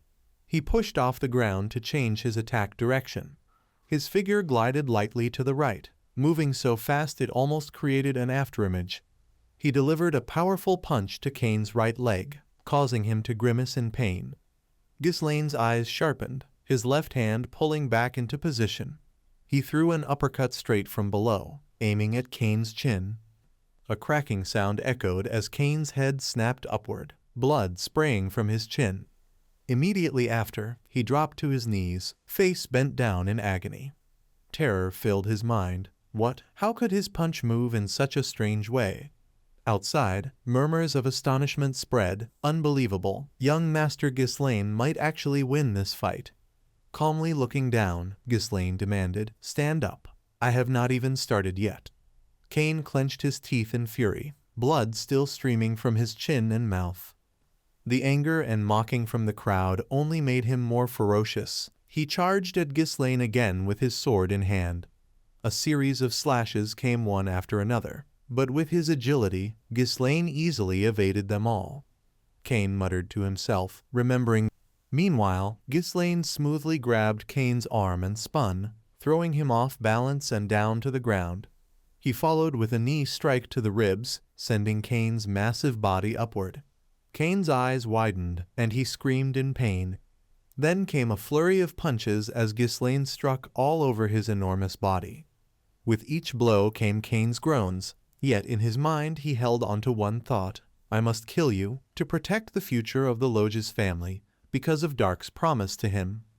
Everything began to blur before his eyes. Kane could no longer fight back. He was helpless until everything went black. Now trembling, his face swollen, both eyes puffed shut, only one question echoed in his mind: why? Meanwhile, Ghislaine stepped forward, grabbed Kane's hair, and lifted him up. Looking down, he sighed, "I feel sorrow for your father." While Kane was still struggling to understand his words, Ghislaine continued, "Count Lodges supported Purdom until it was on the brink of collapse. Simply because he was a friend of my father." Ghislaine's voice lowered, but in the end, his father's son had ideas that differed from his father's will. At this moment, Kane's eyes could barely open, and he was startled to hear these words from him. Flashback to several years earlier at the Lodge's mansion. A complaining voice echoed inside, continuing to help Purdom. Kane was there, furious, raising his voice. "Even though father is a friend of Count Purdom, we are already facing difficulties. Why does father keep helping that toxic land? It's no different from pouring water into a cracked bucket." While his father remained silent, Kane added, "Father has returned for less than a week, and now he continues to help Purdom." After a brief silence, Kane then spoke, "Don't go, father." His words caused Count Lodges to be somewhat unsettled. Kane continued, "Everyone has tried to stop father. Why does he insist on helping Purdom so much?" His father turned to him with a contemplative look and replied, "Because we are friends, that's all." Back in the present, Kane was now beaten to the point that his face was barely recognizable. Ghislaine's fist was aimed straight at him. Kane squeezed his eyes shut, almost surrendering, unable to resist. There was no further strike, only Ghislaine's voice echoed, "That much should be enough to teach you a lesson, right?" Kane slowly opened his eyes, full of confusion. Before him now stood a remarkably friendly Ghislaine, extending his hand toward Kane and gently saying, "Stand up." The hand was stretched out right in front of him, leaving Kane dumbfounded, unable to react in time. Then Kane bowed his head to the ground in resignation. His weak voice uttered, "I truly have lost," while Ghislaine still stood before him, waiting. The spectators who had been watching and placing bets were astonished at what was unfolding. Dark was no exception. All his plans to eliminate Ghislaine had completely collapsed. An announcement rang out. Young Master Ghislaine had won, and immediately the entire market erupted with cheers. "I won my bet. Unbelievable. My money." Elena also looked happy. She laughed loudly and shouted, "My brother won."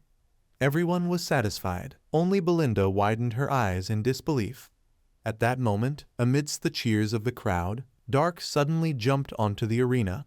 He approached and shouted into Kane's ear, "How can you admit defeat so quickly just because you are at a slight disadvantage? What are you doing? I trusted you." Kane stood up, turned, and replied, "Let." He held his face, gritting his teeth and muttering, "Damn it, this big kid." At that moment, Ghislaine slowly approached Dark from behind.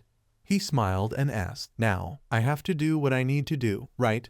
Dark was once again startled and exclaimed with a confused expression, "What?"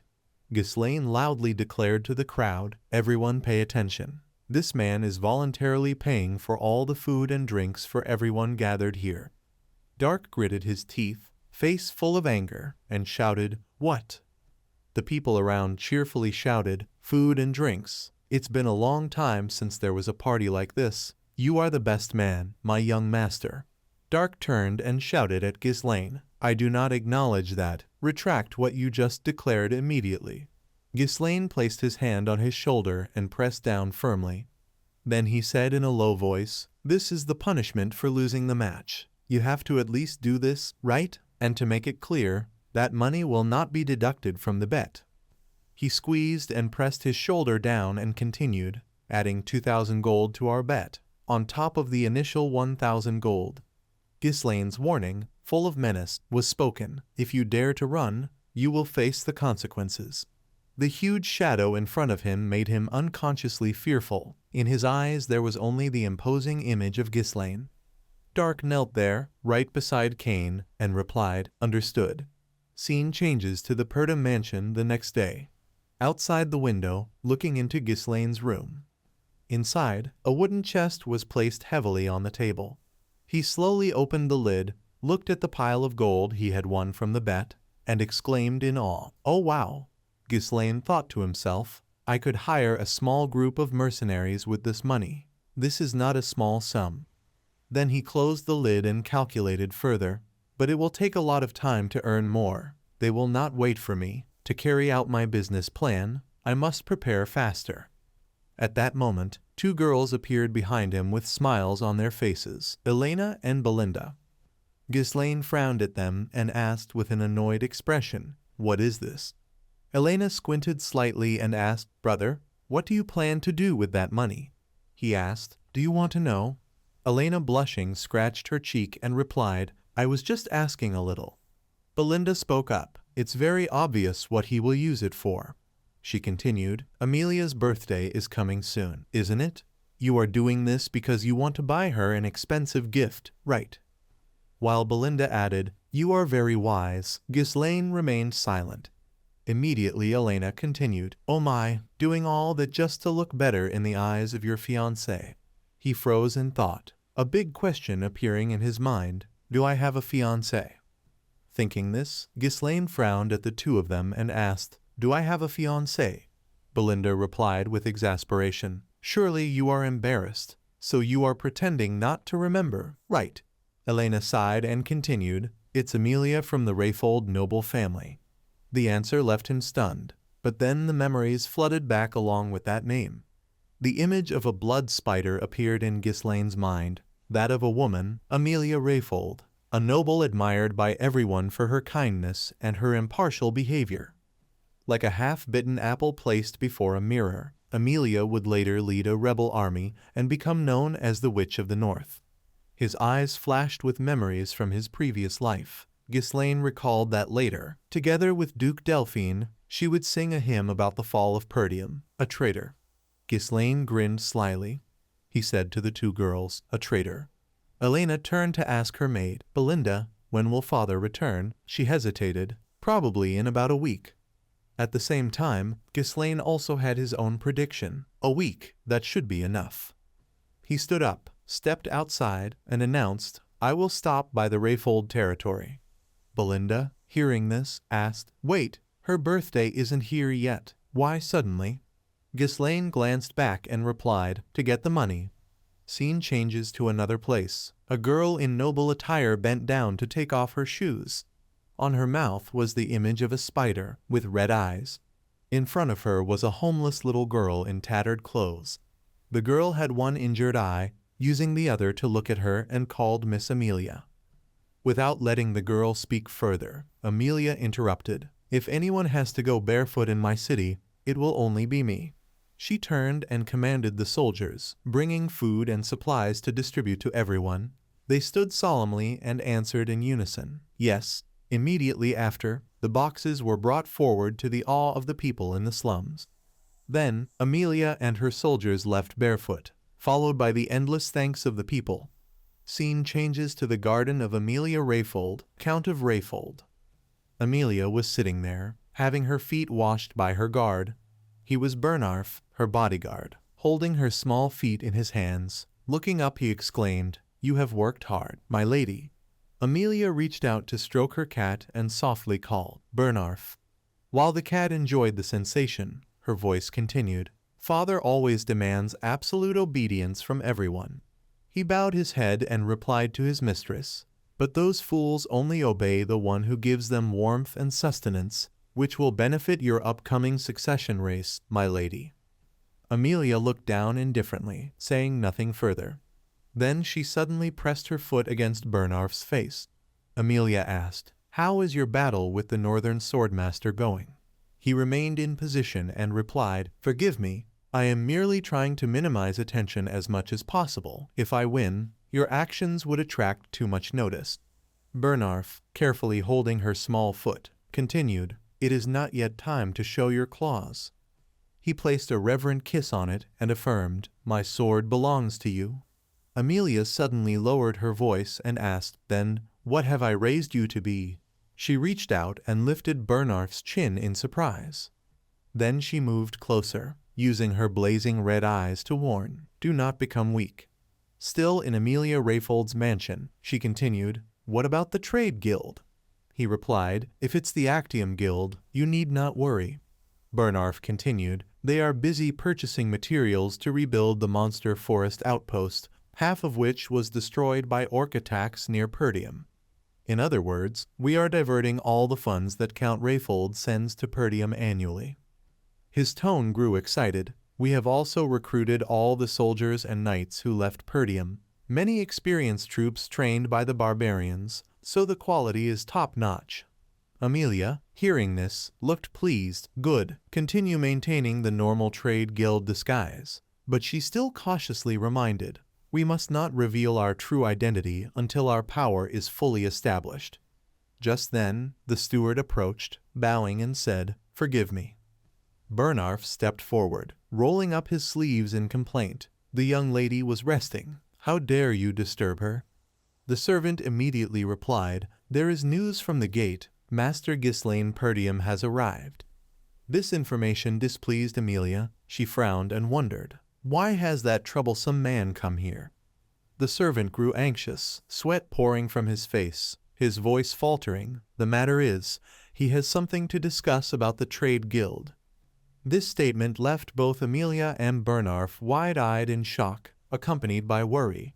Immediately after, the scene shifted to Amelia Rayfold's reception room. Inside, she sat on the opposite side of the tea table holding her white cat. On this side, Ghislaine placed his sword beside him and greeted, "Hello, Amelia." Before she could respond, her face showing little amusement, the cat suddenly let out a loud yowl. Amelia then complained, "It is very impolite to arrive without notice. Have you thrown away all your manners?" Ghislaine remained calm, asking while giving a reason, "Her birthday is coming soon, right? I intend to give her the gift early." Placing a flower on the table, he continued, "I found something from a guild outside the front lines. It has a very pleasant scent. I think from now on I will buy flowers there. What is the name of that guild again?" After a brief pause, he answered himself, "Right, the Actium Guild." Amelia flinched slightly, frowning, her gaze sharp. She stood up abruptly, her voice annoyed. "I do not understand what you are saying." She turned to leave, saying, Ghislaine remained seated, his eyes flashing green as he glanced at her, then spoke in a low voice. Amelia Rayfold sat down. His words made her pause, eyes wide and pupils constricted. The pressure radiating from him caused the water in her teacup to ripple. Amelia wondered, what is this pressure? She looked down at the young man sitting there, silently questioning, "Is this the same person who used to be flustered and stammering whenever he stood before me?" Ghislaine picked up the teacup, twirled it, and continued, "I'll be brief. I need money. Give me 10,000 gold coins." His blunt request left Amelia astonished. She complained, "Suddenly appearing and borrowing money from your fiancé. Is this the will of Count Perdium?" He answered straightforwardly, "It has nothing to do with him. Just give it to me." Ghislaine poured out the tea and added, "Besides, you have no intention of marrying me anyway." Her pupils constricted. Amelia threw a glance at her fiancé, both puzzled and worried. He calmly continued, "I suppose that's the night outside the door, right? Once you take power, why not? But before that, if the fact that you are secretly building forces for the Rayfold succession war is exposed," as soon as he finished, the cat in her arms leapt down and let out a sharp-snouted yowl. While it growled at him, Amelia spoke, "Young Master Ghislaine." She regained her composure, lowering her voice to admonish, "Even if it is a joke, you should not speak like that." Ghislaine responded in a gentle tone, "Do not worry, I will keep that secret. As long as I do not leave empty-handed, that is all." Amelia gave a cold smile and answered directly, "Never." Then she called for her bodyguard, Bernarf, and the door immediately opened. He stepped in with a displeased expression, unhappy that his mistress had been threatened. Standing between the two, he raised his hand to his chest in greeting. "It has been a while, hasn't it, young Master Ghislaine?" Ghislaine glanced at him and recalled memories. Bernarf, always standing on Amelia's side. Even back then, his skill was comparable to a northern swordmaster. Ghislaine spoke in a low voice, warning, "If I die here, a territorial battle will break out. Can you handle that?" Amelia responded, "Of course," a troublemaker suddenly intruding and being killed by a bodyguard. She raised her hand as if confirming, "The world will know it that way." Amelia touched the spider on her face and commanded, "Kill him." Immediately, Bernarf received the order and drew his sword, frowning at Ghislaine. Ghislaine maintained a calm demeanor, thinking to himself, "If he intends to come this far, then I should take this seriously." He looked at him, smiled slightly, and gently grasped the sword beside him to prepare for the duel. In the spacious room, the heavy footsteps of Bernarf echoed, his blood-red eyes glowing with lethal intent, the sword at his side drawn and gleaming under the light.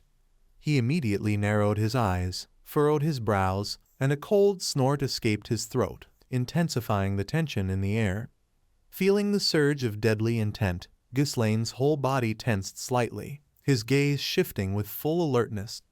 At that moment, the suit of armor displayed behind him suddenly shook, metal clanging sharply as if something inside wanted to break free. Instantly, the armor exploded, and an assassin hidden within lunged out, brandishing a gleaming blade, moving at a speed like cannon fire, aiming straight for Ghislaine's back. Instinctively, he tilted his body slightly and glanced over his shoulder. The sword pierced deeply into the chair with a terrifying ripping sound, the assassin's speed making it seem impossible for the person on the chair to escape. The chair was violently thrown back from the force, and at that instant, Ghislaine spun his body, leapt off the chair, narrowly escaping. Seizing the momentum, he spun around and unleashed a devastating kick, striking the assassin's abdomen with a dry, resounding impact that made the man's eyes widen and his breath catch. His whole body was propelled backward, colliding with a shattered chair, and then he was hurled straight through the window like a thrown sack. Glass shattered with a deafening crash. Cold wind rushed in, carrying a faint metallic scent of blood. Amelia froze in shock, and Bernarf stood motionless, unable to believe what had just happened. Ghislaine stood upright, breathing calmly, his icy gaze sweeping over the two of them, a slight smirk on his lips, his low voice slicing through the air like a blade. "Assassin," feigning politeness only to strike sneakily. Ghislaine angrily swung his gleaming sword, each slash whistling through the air, his voice cold and grating. "This is a terrible way to treat a guest." Bernarf immediately raised his sword, his eyes icy, and the two clashed, each strike precise and skillful. As he struck, Ghislaine shouted in reprimand, "Does Rayfold have no sense of chivalry at all?" The clashing steel rang sharply. Bernarf spun to block a lethal strike with a decisive parry, then gritted his teeth and retorted, "Forgive me, but the true impolite one is Grand Duke Ghislaine, who charged in without a word, causing the young lady discomfort." His tone sharpened further. "With someone like that from the start, there is no need to maintain courtesy." As he finished speaking, he leapt, one hand pinning Ghislaine's sword. the other driving a deadly thrust downward. Yet Ghislaine twisted his body and escaped in an instant. Next, he leapt up, his knee crashing down on Bernarf's neck like a hammer from the sky. He managed to duck in time, but immediately took a full blow to the chest. This hit made Bernarf stagger backward a few steps. He pressed his feet hard against the ground to maintain balance, his face full of resentment, his mind full of thoughts. Grand Duke Ghislaine, I heard you are just a useless show-off. Seeing Ghislaine standing tall, his aura heavy and suffocating the room, Bernarf gripped the hilt of his sword tightly, silently judging with mockery. While he was still in contemplation, Amelia's voice rang from behind, sharp and full of anger. What are you doing? Are you really going to let that thug? Bernarf startled and turned around, his voice trembling. Milady. Her eyes were now red, radiating chilling malice, her tone sharp as a knife. Quickly bring his head down for me if you truly are my sword. Hearing this, Bernarf paused briefly, his gaze darkening as he seemed about to say something but did not. Yet everything condensed into a single sentence that burst from his mouth with determination. I will not disappoint you, his hand unconsciously tightening around the sword. Raising the sword straight toward Ghislaine, Bernarf growled with murderous intent. Come here. Ghislaine slightly frowned, a cold smile appearing at the corner of his lips, replying with disdain, a mere guard dares to give me orders. Bernarf gritted his teeth, each finger gripping the hilt tightly, his eyes bloodshot, murderous aura surging like it wanted to devour his opponent. His voice deep and threatening, I am holding back, but if you are unreasonable. Bernarf pressed hard. I will go along with your will. Finishing the words, he stomped forcefully on the stone floor. Then, without missing a single breath, he lunged forward, the sword swinging with wind-tearing speed. The steel blade flashed, screaming sharply like a wild beast, aiming straight for his opponent's throat. In that moment, Ghislaine sharpened all his senses, his pupils constricting. His body tilted to one side, knees bent, slipping by in the nick of time. Yet the tip of the sword still grazed his cheek, leaving a thin cut, a spurt of blood flying out. Ghislaine squinted, inwardly hissing, that bastard, fast indeed. But Bernarf did not stop. On the contrary, he roared, his eyes blood red, fury exploding. The sword in his hand became a whirlwind, each strike swinging wildly as if to tear apart the very space. Ghislaine was forced to counterattack continuously, the sound of metal clashing ringing intensely, sparks flying and lighting up the entire room. A bit farther away, Amelia stood motionless amid the sweeping sword aura, her eyes deep as a dark abyss, staring intently at the battle, silently thinking, Ghislaine, how could a thug like you possibly match a master like Bernarf? Yet, despite her firm self-reassurance, the corners of Amelia's eyes flickered with vague worry. But still, this battle... In the midst of the fierce fight, Bernarf suddenly hissed, closing in like a shadow. Pouring all his strength into a heavy strike, Ghislaine twisted his wrist, raising his sword vertically to block the blow. The two blades pressed tightly together, screeching harshly, the impact force shooting back into his arms, making him growl, muscles tense, veins bulging across his skin. Ghislaine pressed his strength, pushing the sword upward to redirect and press the blade toward his opponent. But in that instant, Bernarf suddenly twisted, not dodging but as if to embrace the sword. Just like before, his left hand reached out to clamp Ghislaine. A mad grin erupted at the corner of Bernarf's lips. His right hand swung the sword high, aiming straight for Ghislaine's head. The moment hanging by a thread, Ghislaine pivoted on his heel, body tilting sharply, slipping out of the sword's path in an instant. A cold wind swept by, the scent of death close to his ear. He turned, eyes flashing icy, voice full of disdain, echoing into the void, that moved again. Ghislaine suddenly burst with momentum, charging forward, twisting his hips to gain leverage, knees snapping strongly toward Bernarf's chest, the move that had nearly knocked him down before. Yet this time it did not succeed as before. Ghislaine was immediately squeezed by a great force. As if waiting, Bernarf's massive muscular arm swung, the punch exploding straight into Ghislaine's chest. He only slightly curled his lips, gripping Ghislaine's collar, veins prominent, his voice growling with contempt. A second time will not work. Bernarf exerted his strength and threw, Ghislaine's body flying before crashing onto the floor with a dry sound, the entire room shaking. He groaned softly, body aching, blood pouring and spreading red. But before he could recover, Bernarf lunged, the sword in his hand tracing a deadly curve, steel light blazing straight for his heart.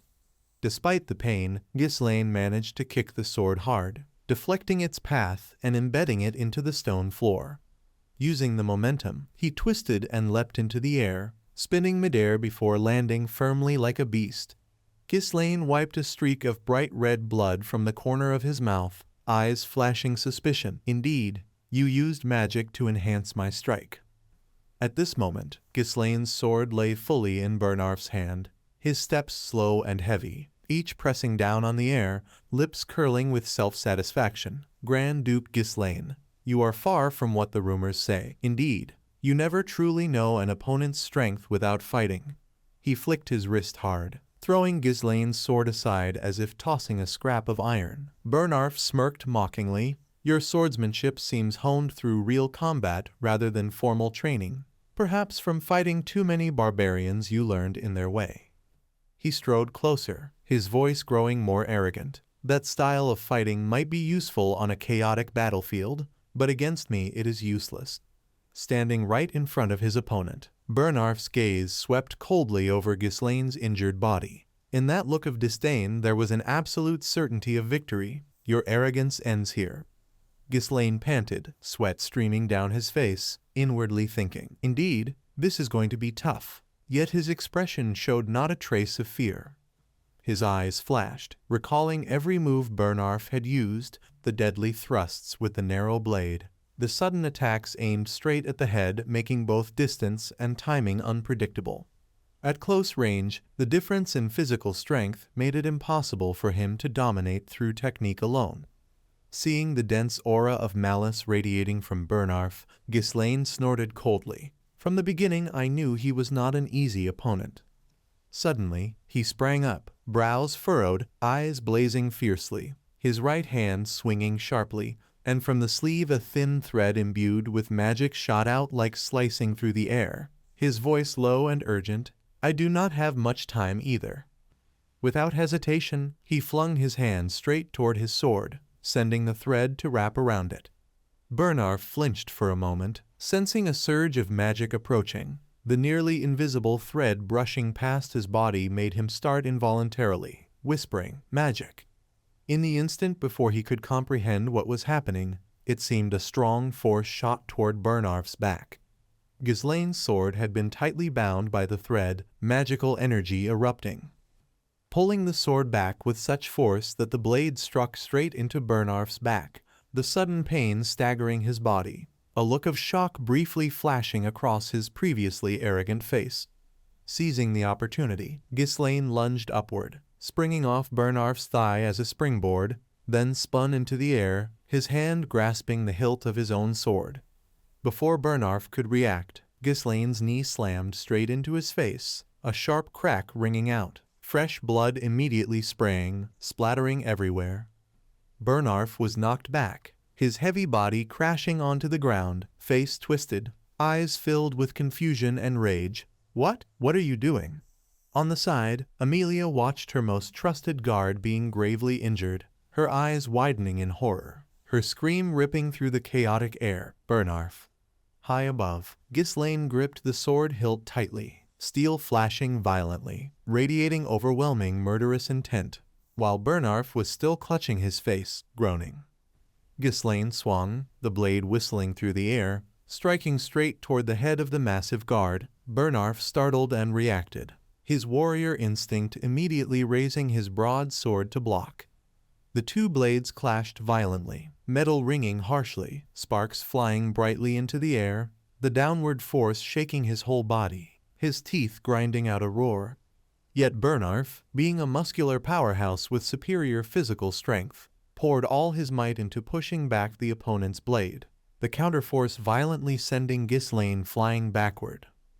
Hanging briefly in midair, Ghislaine spun gracefully in a full circle, coat-tails fluttering, landing on the ground on the tips of his boots, touching down lightly, his stance firm and cold like a dark night. Bernarf panted heavily, retreating quickly, positioning himself in front of Amelia, his gaze serious, voice hoarse and deliberate. "Milady, leave here. I can no longer guarantee your safety." He tightened his grip on the sword, spinning the blade straight toward Ghislaine's face, his voice fierce and resolute. "From now on, I will use my full strength." Hearing this, Ghislaine slightly curled his lips, his voice dropping low. "That's right, let's do it." A faint smile appeared on his lips, eyes icy as they stared directly at his enemy, his tone full of provocation. "It has been a long time since I have met a worthy opponent like you." Amelia frantically clutched her cat, her dress fluttering as she rushed out of the room. Her heart was a mix of fear and frustration, grinding her teeth and muttering like a madwoman. "Ghislaine, how dare you humiliate me like this?" The sound of her footsteps pounded through the long, silent corridor, and throughout her run, one curse after another echoed in her mind. Who was it? Which fool dared to leak information about the trade guild to that madman Ghislaine? Otherwise, how could he know so much? In Amelia's mind, doubts churned, and every rumor about him resurfaced. The orc killer, the one who had protected his sister from assassins, even defeated the heir of the Lodge's family. She had always thought these were exaggerations or, at most, luck. But now, facing him herself, all of it had become a terrifying reality. This only fueled Amelia's fury, making her curse even more. "That damn bastard." She ran, whispering, her expression grim, hands clutching her cat so tightly they trembled. "What are my guards doing? Where are they all?"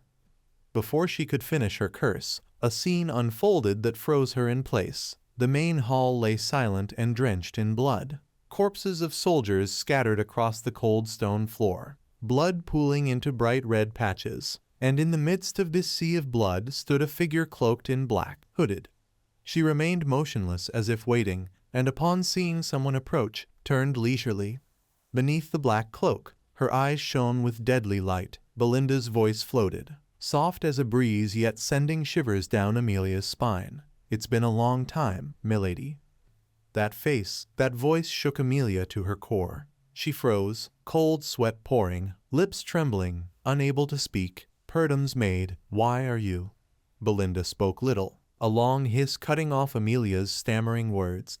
In the blink of an eye, the black-cloaked figure had closed in, a cold dagger pressed to the young lady's neck. A quiet voice, Belinda's, low and gentle, yet laced with chilling coldness. Amelia's body went rigid. Belinda's movements were too fast, too precise, leaving no time to react, and when she realized it, she had already become prey trapped in death's embrace. Belinda paid no mind to Amelia's stunned, terrified face, her gaze resting on the young lady's lips, where a red spider clung, her voice full of mockery. "Oh my, you still keep this disgusting spider on your lips." Belinda calmly raised her hand and gently caught the red spider from Amelia's lips. Her voice sounded soft, like a lullaby, yet it struck straight into the deepest dark corners of Amelia's memory. "Surely during the engagement ceremony, I remember overhearing the conversation between Count Rayfold and him." Amelia suddenly froze, every word, every syllable from Belinda cut into old wounds like a knife. "Your siblings had teased you because of those disgusting spiders, so you raised the spiders yourself for revenge." Belinda's tone shifted, from gentle to harsh, full of mockery. It was unclear whether she did this to overcome her trauma or to assert something. As soon as the words ended, she released the red spider, letting it drop onto the cold stone floor, lips curling slightly, speaking lightly. "Forgive me for saying this, but it is not suitable for you, milady." Her sharp-heeled shoe stomped down directly, the tiny creature trembling, crushed under Belinda's foot before it could crawl away, leaving a slimy red streak. Amelia's eyes widened, her heart tightening, her whole body trembling in shock. Before she could scream, Belinda's hot breath pressed against her ear, her voice returning to an eerily gentle tone. "Can you cooperate obediently?" Turning back to the duel between the two swordsmen. As soon as Amelia left, Bernarf immediately released all his pressure, waves of oppressive power filling the room, every speck of dust vibrating in the air. Ghislaine stood still, eyes narrowing, feeling the pressure so intense that even the space seemed on the verge of shattering. He inhaled deeply, thinking, "This atmosphere is truly heavy." Indeed, this observation was no exaggerated mockery. Bernarf's aura was genuinely terrifying, suffocating the entire room. He narrowed his eyes, his hoarse voice escaping in anger, "An opponent worth entertaining, huh?" Bernarf gritted his teeth, each word hissing out, "Humble mercenaries would say so, yet you dare to call yourself a noble like my milady." Ghislaine raised his sword in guard, eyes cold as he responded, voice indifferent but resolute, "Of course I am a noble. How could a simple guard like you understand?" The space fell into silence, only the sharp whistle of clashing pressure lingering, heavy enough to seem like it might crack the walls. Suddenly, a sword streaked like lightning, slicing through the air straight at Ghislaine. The two blades collided, sparks flying, illuminating Bernarf's flushed, furious face. His roar mixed with anger and contempt, "Young Master Ghislaine, do not tarnish the dignity of nobility." Bernarf leapt high, his figure like a whirlwind, the blade flashing through the night, each strike coming in rapid, powerful succession, fast and relentless as if to crush the opponent before him. Ghislaine immediately tightened his grip on the sword hilt, his eyes fixed intently on every movement of Bernarf, not daring to lose focus for a single moment. For even the slightest delay could mean instant death. A barrage of sword strikes came from all directions, right, left, diagonal from above, horizontal, moving so fast that the naked eye could barely follow. Ghislaine gritted his teeth, his body darting and weaving to evade. One thrust grazed his shoulder, the next strike suddenly shifted upward toward his face. Each time a blade sliced past, he felt the cold flash across his skin, shivering and silently screaming in his mind, "This guy, is he really that skilled?" Bernarf fought with increasing ferocity, gaining momentum as he continuously pressured his opponent, forcing Ghislaine into a passive cycle of spinning and dodging. The clashing of metal rang like a storm, the pressure mounting, Ghislaine's feet sliding along the floor, leaving long scratches across the stone. Yet, amidst the crushing force, Ghislaine suddenly lifted his head, eyes blazing brightly, his voice low, half praise, half challenge, "You strike with great force." In that instant, as Bernarf lunged with a deadly strike, Ghislaine twisted his wrist, swinging his sword to sharply redirect it, bending Bernarf's blade in a split second. Seizing the fleeting moment, Ghislaine poured his strength into a swinging arc, the blade tracing a dazzling spiral, the light flashing intensely, a powerful counterattack slicing downward. Bernarf faltered slightly, but his reflexes were incredibly fast. He immediately pulled back, pivoted, and blocked Ghislaine's downward strike. The clash of metal roared, sparks flying, illuminating both their cold faces in that moment of engagement. Ghislaine gritted his teeth, channeling all his strength into each strike. He charged forward, attacking relentlessly, sword images overlapping, each blow carrying murderous intent as if to cut through the very space around them. Yet Bernarf remained unnervingly calm, his eyes unwavering, easily parrying every strike as if it were child's play. Ghislaine's breathing grew more rapid, arms trembling from the recoil, when a low voice sounded right beside his ear, icy and chilling, "Young Master Ghislaine, it's over." No sooner had the words ended than Bernarf's sword descended with earth-shattering force, as if tearing through the night itself. This time, Ghislaine did not dodge. The tip of the blade pierced deep, tearing through his shoulder. Blood spurted everywhere, staining the floor in vivid red. But instead of glee, Bernarf's face flickered with utter shock. Ghislaine's resolute, ice-cold gaze was fixed on him, forcing Bernarf to involuntarily wonder if he really was ready to take a hit with his own body.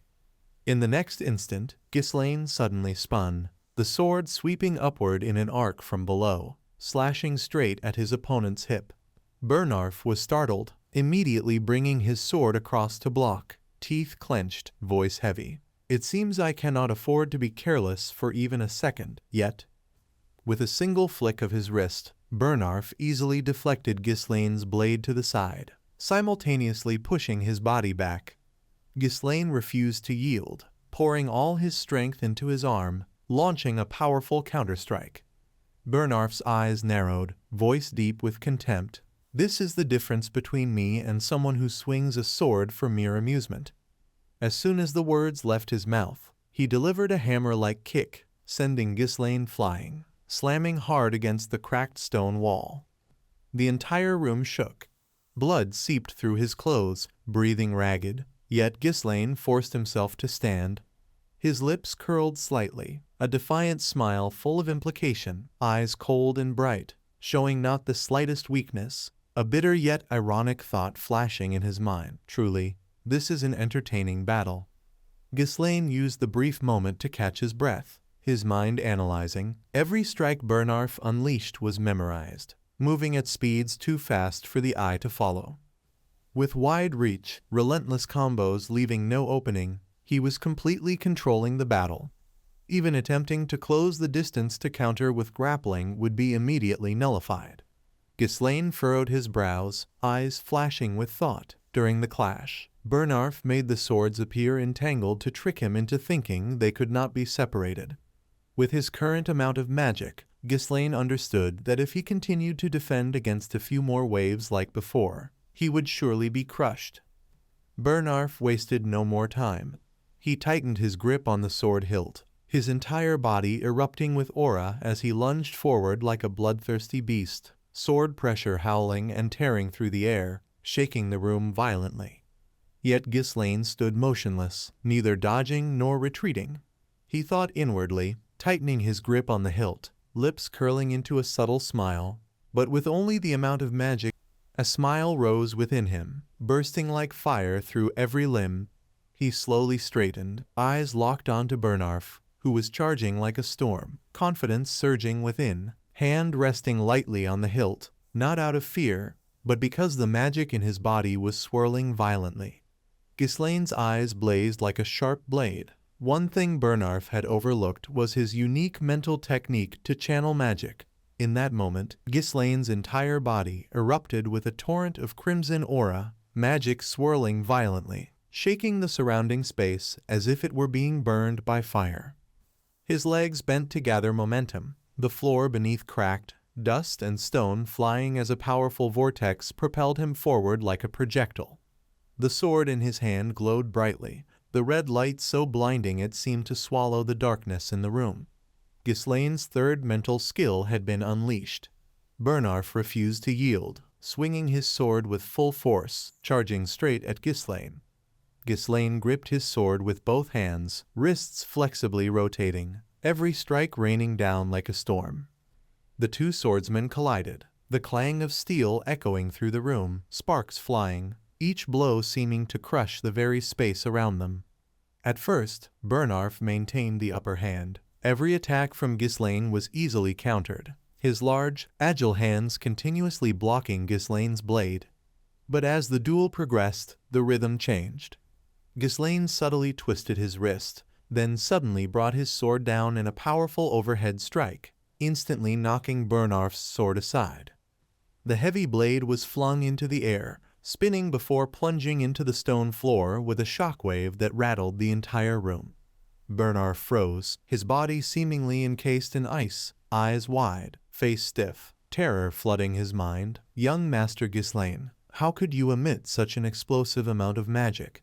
Before Bernarf could recover from his shock, Ghislaine surged forward like a whirlwind, his sword radiating crimson magic, murderous intent swelling, aura rising fiercely like a tsunami. Bernarf had no time to react before Ghislaine's cold blade pressed directly against his forehead.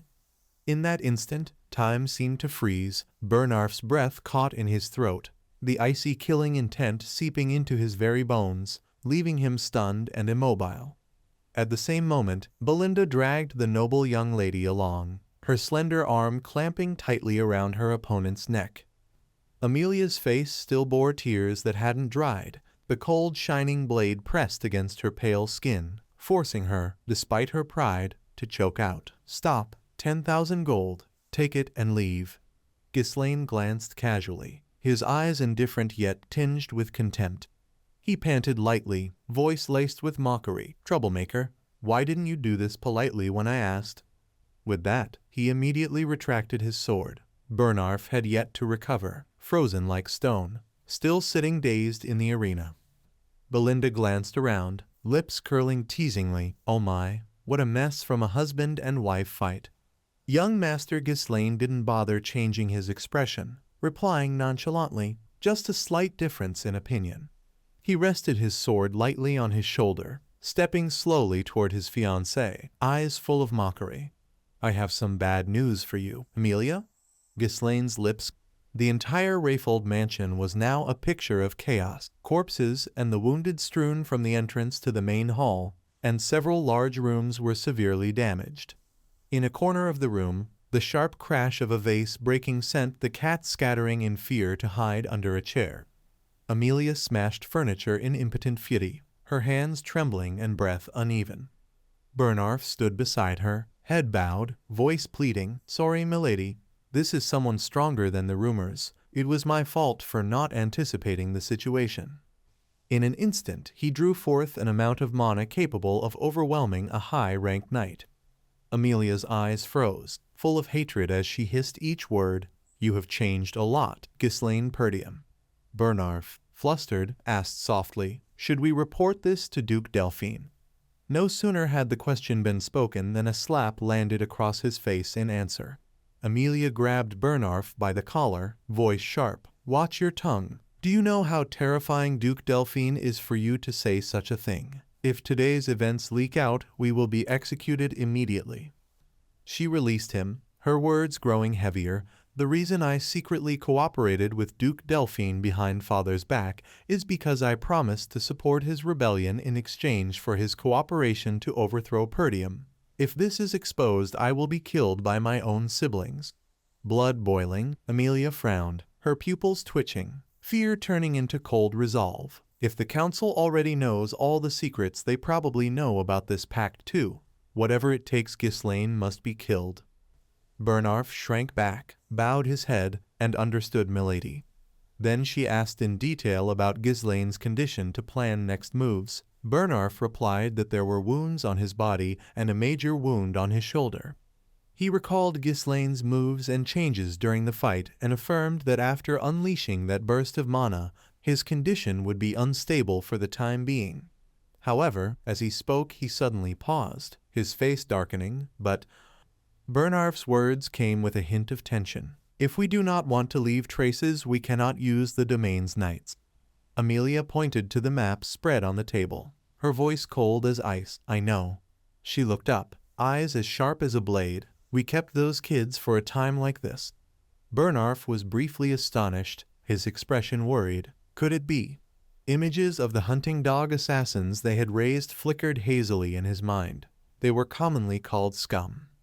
Amelia slid her finger along the map to a small forest trail and spoke slowly. A seasoned battlefield hand, without humanity, without status, a specialist among those without clear identities, an organization that trades in assassins. Then she carefully instructed, "Send those people here. Choose about 18 individuals skilled in mana." Bernarf looked at the point Amelia indicated on the map, frowning as he thought. Indeed, the chosen place is the small road through the forest, the only route from the Rayfold domain to Perdium. In his mind, he pictured the terrain and calculated, although it is easy to hide there, it is the most suitable place to deal with matters quietly and neatly. After understanding the scheming intent, Bernarf replied seriously, "Ghislaine has made me endure this humiliation, and will pay the proper price." The carriage thundered out of the mansion gate, wheels crushing gravel, dust trailing behind. Inside the coach, Ghislaine sat motionless, both hands carefully wrapping the still bleeding wounds. A doubt suddenly flashed through his mind. "Is it Amelia?" Fergus looked worried, bowed and asked softly, "Young master, are you all right?" Ghislaine shook his head slightly, then answered calmly, "Do not worry, lord, it is nothing serious." He rolled his shoulder to check with a small movement, thinking to himself, "The wound is not too deep, not that bad despite having overexerted." His thoughts quickly drifted to practical calculations. The 20,000 gold Amelia just threw into his hand, a sum large enough to rebuild the domain, enough to sustain operations for several years. Ghislaine's expression darkened as he planned. If possible, killing Amelia would be best. But a struggle for the domain, he clicked his tongue, might lead to chaos. He could not allow personal feelings to endanger Perdium. Ghislaine wrapped his cloak around himself, eyes scheming about the future. Perdium was in a stalemate, barely able to stop the barbarians, so this was the best chance to drive them back. He nodded in affirmation. My knowledge of the Demon Guild's secret will make people wary and cautious in their actions, right, Amelia? At this moment Ghislaine's gaze grew even more resolute for his coming scheme. This time I will make full use of you. While Ghislaine was silently contemplating, on the opposite side Belinda had been paying attention the whole time without taking her eyes off him. She quietly asked, "Everything happened exactly as you said, right?" Ghislaine nodded, but his posture showed a hint of puzzlement. Belinda continued to recount the plan. They told me that if they heard the fighting inside, then they would control the guards. At that time Lady Amelia would come out, so catch her as a hostage. Ghislaine shrugged, indifferent. I see, but I already assigned that task to Lord Fergus. While speaking, a surge of pain suddenly ran through Ghislaine's spine like an electric shock. He bent over in pain and spat out a mouthful of dark red blood. Fergus turned pale, panicking. Young master, are you all right? Ghislaine looked at his bloodied hands, worry evident in his eyes. It is already the third time that the core energy has been disrupted. The condition is somewhat better than before, but like this. Every time I use my power, it really causes trouble. At this time in his mind, there was only one thought. I must quickly find a way to increase my mana. Suddenly Belinda grabbed Ghislaine's bloodied hand and pulled. Then she carefully took his pulse with great attention. Ghislaine was still bewildered and looked at her with curiosity. After a few seconds, Belinda quietly drew a small needle hidden in her sleeve and then said, "The mana flow is completely disrupted." Her face did not change, but her hands showed astonishing skill. In a sequence of movements fast as lightning, Belinda pierced a series of extremely small needles into Ghislaine's palm. Over 100 needles hitting the delicate pressure points. Ghislaine watched this action of the female servant in extreme astonishment. Ghislaine tried to restrain himself, not yet able to react much. Then the feeling of chest tightness suddenly transformed. His chest contracted. A blood clot was coughed up with a heavy hoarse cough, accompanied by the sensation of blocked energy being released, lighter than before. Ghislaine looked at Belinda's needle-filled hands in amazement, feeling each new pulse circulating inside him. The mana channels had been partially cleared. He suddenly thought, if one does not understand mana well, this healing method could not be performed. Ghislaine sat quietly, sharp eyes staring straight at Belinda. Memories of the past rushed into his mind. He had heard that his mother had brought her here, so he thought she was not ordinary, and now, seeing the torrent of mana radiating from her body, he was even more puzzled. What special constitution does a person with this power have? He wondered why someone with such ability would only be in a remote rural area. Memories flashed quickly in his mind, recalling the meeting with old Frank at the fair, the brutal duel with Bernarf, and now Belinda, a hidden powerhouse. Finally, Ghislaine drew a cold conclusion. The more strong individuals in the territory, the better. The ones encountered so far were only the beginning. Just then, Belinda's voice sounded, breaking his thoughts. Young master. Her voice carried a slight tremor, but was determined. Because I trust you, young master Ghislaine. Whatever you do, I will always help unconditionally. So tell me, why did you take a large sum of money from Lady Amelia? Ghislaine slightly leaned forward, exhaled deeply, then calmly replied, I have something that needs money, but besides Amelia, there is no one around here wealthy enough. His straightforward words left both Fergus and Belinda stunned. They did not expect the answer to be so simple and blunt. Belinda suddenly flew into a rage, shouting loudly, No, I mean we risked so much just to borrow money. And that is the only reason. If this reaches Count Rayfold, it will be a big problem. But Ghislaine remained seated, his expression indifferent, his voice astonishingly calm. It is fine. Amelia will never tell father. Having said that, he suddenly changed his tone, his eyes drilling into Belinda. You trust me? Belinda clenched her fists, still seething with anger, but finally forced a smile and nodded. Yes, probably. Then at least tell the person who helped you escape danger what you will use the money for, okay? Ghislaine was silent for a moment, the perpetual smile on his lips gradually fading. In an instant Belinda's face went pale, her eyes widening in horror when she heard him mention the forest of demon beasts. Just hearing that name summoned terrifying images. Thick darkness, pairs of red eyes watching in the night, bloodthirsty monsters stalking step by step.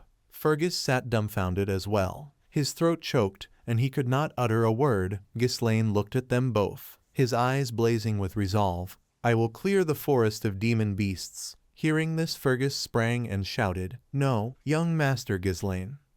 There have been many great efforts to clear it since your great-grandfather's time, but before he could finish, Ghislaine cut in coldly. Lord Fergus, how did the task I asked you to handle before entering the city go? He suddenly faltered, his voice stammering a little. You, young master. Hesitating a moment, Fergus sighed softly. Though unwilling, he still had to speak. Yes, the person you want to find is indeed in the place you mentioned. But are you sure it is that person? What is his condition? Ghislaine answered seriously, As long as he is alive, that is enough. I will go there right away. Hearing that, Belinda hurriedly objected. No, you must return to the territory. With your current physical state, how can you go roaming about? Immediately Ghislaine's voice lowered as he asked again, Belinda, do you think after Amelia was treated like that they will leave us alone? Her temperament will... Bloodlust flared. Belinda immediately became eager. Young master, I am very skilled in combat. Even Lord Fergus is a knight. If necessary, I will handle it quickly and efficiently. Ghislaine nodded in satisfaction. You put my mind at ease. But that is not your role. Different fields entirely. Immediately after, his gaze deepened, full of hidden meaning. I need someone to lead the charge, and now I will go meet that person. Scene change. The carriage wheels stopped. Ghislaine's group stepped down. Before them was a dilapidated wooden house, stranded at the foot of a misty mountain, the roof tiles crooked, walls cracked, the desolate scene making the atmosphere even more frightening. Despite that they decided to knock. The rotten wood sounded hollow and dry. Belinda looked around and furrowed her brow, speaking cautiously. This family is completely... Aren't they on the verge of collapse? Fergus was also stunned. The address is indeed here. Before the group could discuss further, the old wooden door creaked and slowly opened. A tall man stepped out, long platinum hair, a thick beard almost covering his face, a stoic appearance like a giant stone block. Yet the eyes hidden behind long lashes were sharp enough to exert pressure on anyone facing him. His hoarse voice asked, Who are you? This appearance left the group stunned. The person they came to find, looking like a wandering vagabond. Belinda instinctively leaned close to Ghislaine and whispered, her voice full of doubt, Young master, is the person you told me to find really like this? Lead the charge. He looks like a patient about to die. Ghislaine remained unshaken, staring at the man and affirming, No, I have found the right person. On the other side, Gillian seemed to notice something. His brow slightly raised. He silently turned and stepped inside, his cold voice slicing through the mist like a knife. This young noble has too much free time. Do not waste my time. Get out immediately. Belinda was startled, hurriedly raising her voice. Hey, wait. But Ghislaine stepped forward, his voice firm and resonant like a hammer strike. He is the captain of the Ratatoskr Mercenary Corps. Gillian. At this, Gillian's broad shoulders slightly froze. He slowly turned his head. A gleam like steel striking steel flashed in his eyes, full of alertness and hidden meaning. In contrast, Ghislaine looked straight at him. Beside him, Fergus was equally astonished. Ratatoskr mercenaries. Ricardo also muttered, See, could it be? The legendary Ratatoskr Mercenary Corps. A place only those proficient in nearly all types of weapons could join. Though now disbanded, their courage was renowned across nations. Any knight would have heard of their names, and the leader of that mercenary corps was Gillian, the very bearded man living in this shabby house. Ghislaine's eyes blazed with determination, his voice echoing through the dense air. I have come here to find you." As soon as the words ended, a gust of wind whistled sharply. From inside the house, a massive axe gleamed and shot out, the cold metal shining like lightning striking straight down at his head. At that life or death moment, Ghislaine did not dodge at all. He only slightly tilted his head, the axe slicing past his face, tearing through the cloak and leaving a long cut. Belinda, Fergus, and Ricardo all paled, their breaths caught in their throats. Inside, Gillian's rough hands appeared, an ethereal glow flickering over his muscular arms, his hoarse voice roaring, "So, you know me." The group immediately drew their weapons, forming a line in front of Ghislaine, metal glinting, breathing rapidly, everyone tense to the extreme. Gillian stepped fully into view, his body erupting like a mountain, mana blazing like white fire, killing intent surging, freezing the air around him. His eyes glinted with a deadly chill. He roared with lethal intent. "What is the matter?" Belinda gripped her knife tightly, both hands trembling, her voice urgent and cautious. "Step back, young master. His condition is not normal." But completely contrary to the tension of his companions, Ghislaine only slightly curled his lips, his voice deep and commanding. "Eternal punishment." A short, meaningless sentence to others, yet it made Gillian abruptly pause, his eyes narrowing, gaze shaken violently. Ghislaine stepped forward, his voice sharp as a hammer strike. "I know how to cure your daughter's incurable disease," and the entire courtyard fell silent. Ghislaine furrowed his brow, his determined gaze piercing into his opponent's heart, emphasizing each word. "Now do you want to talk? This cruel disease manifests as high fever, and also causes patients to cough up blood. Red spots gradually bloom across the body like flowers. This incurable disease makes its victims writhe in agony as if enduring the punishment of a criminal. Thus it is elegantly called eternal punishment." In the shabby house, Gillian's little daughter suddenly appeared, writhing in excruciating pain. He hurriedly ran over, clutching his daughter tightly with both hands, shouting her name, "Rachel." Ghislaine stepped forward to observe carefully and concluded, "It's still not too late." At that moment, memories from his previous life flooded back. That year he had tried every way to recruit Gillian, but back then the man was no longer alive, for after his daughter's death, he had decided to abandon everything. Suddenly Rachel's voice rang out in pain. "It hurts too much. I want to die, please." At that sight, the sturdy man from before was gone, replaced by the utterly despairing collapse of Gillian. Ghislaine thought to himself, "No more hesitation," and quickly removed his coat, throwing it aside, then rushed forward. It must be treated immediately. But at that moment a hand reached out to stop Ghislaine. Belinda looked at him seriously and spoke, "Let's go back, young master." She glanced at the girl writhing in pain, her voice full of despair. "I don't know what you intend to do, but this is not a problem that can be solved with force. Even the priests cannot cure it. They call it the punishment of the gods. What do you intend to do?" Without letting Belinda finish, Ghislaine flung his hand free, his attitude full of confidence. "I can cure it," making his maid panic. "Young master." He turned back, his eyes shining with a glint of light, lips slightly curved. "You said you trust me." This made Belinda silent. Though worried, she could not argue. Then Ghislaine held out a piece of paper to Belinda. "Here, take this." He instructed her carefully. "Buy all the medicinal ingredients listed here. Do not miss anything." Belinda's eyes quickly scanned the contents of the paper, her face gradually turning astonished. "This is—" Ghislaine turned to look at Gillian and his daughter, thinking to himself, for mercenaries traveling from place to place, knowledge is the decisive factor for survival. The disease's eternal punishment is currently incurable, but in the future there will be a cure. After preparing all the necessary materials, he immediately began the process of compounding. This disease had once caused a stir, but the method of making the medicine was quite simple, so Ghislaine still remembered it clearly.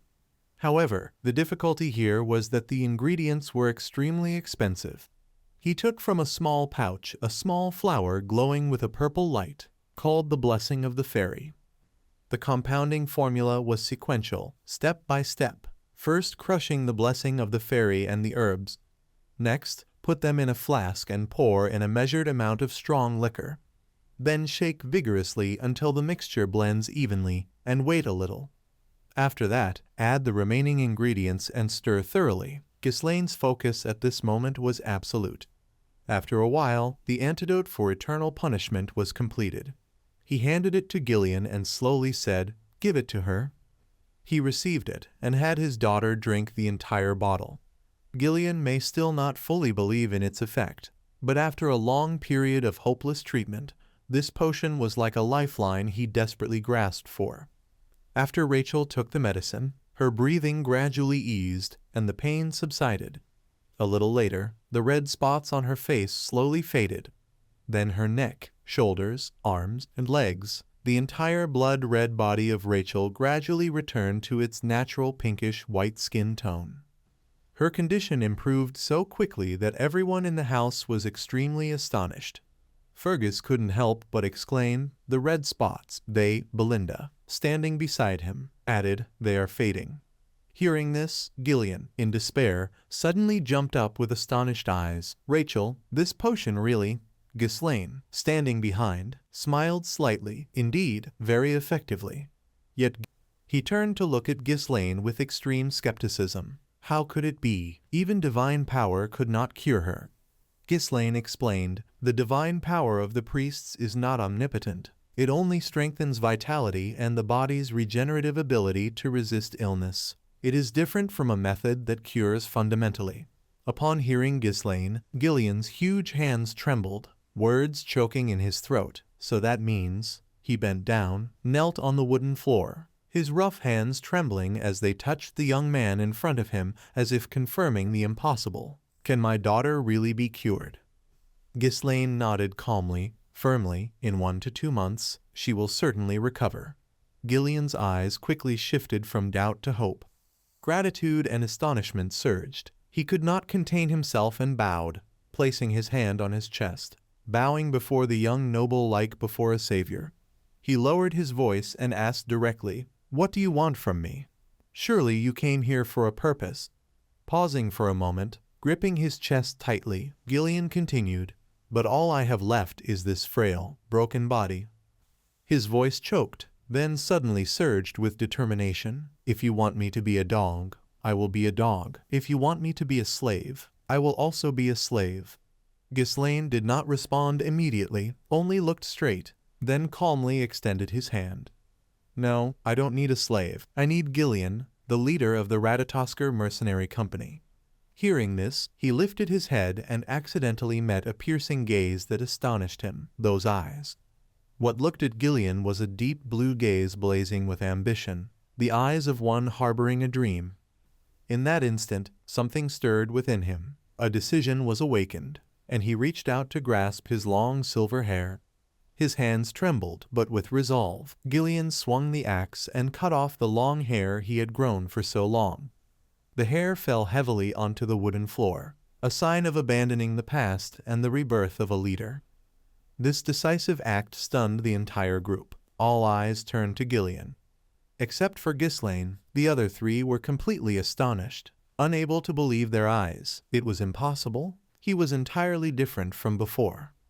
The man who had been taciturn and aged suddenly transformed. His face was bare, no beard or mustache, his aura powerful, walking with the imposing presence of the leader of a Golden Era mercenary band. Gillian spoke plainly without any flourish, turning to rummage through the pile of old weapons in the house, searching for something. At the same time, he faced them again, his voice entirely different, more solemn, asking, "Besides these people, is there anyone else coming or accompanying us?" Ghislaine replied immediately, "No, it's just us."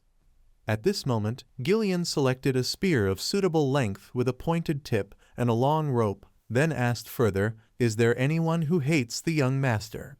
Ghislaine nodded, his voice heavy, "Yes, and there will be more."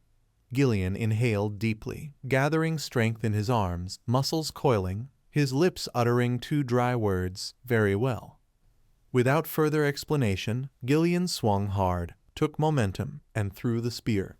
The long rope followed like a whip. The spear shot forward, piercing through the wooden wall.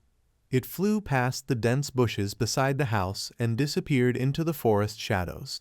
The group held their breath while Gillian stood firm, still gripping the rope, lips pressed, waiting.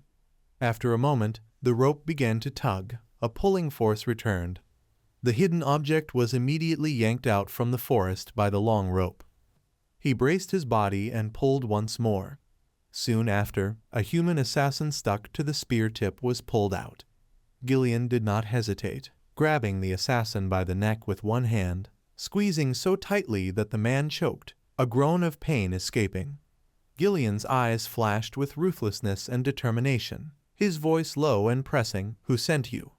It turned out to be an assassin sent by Amelia to spy.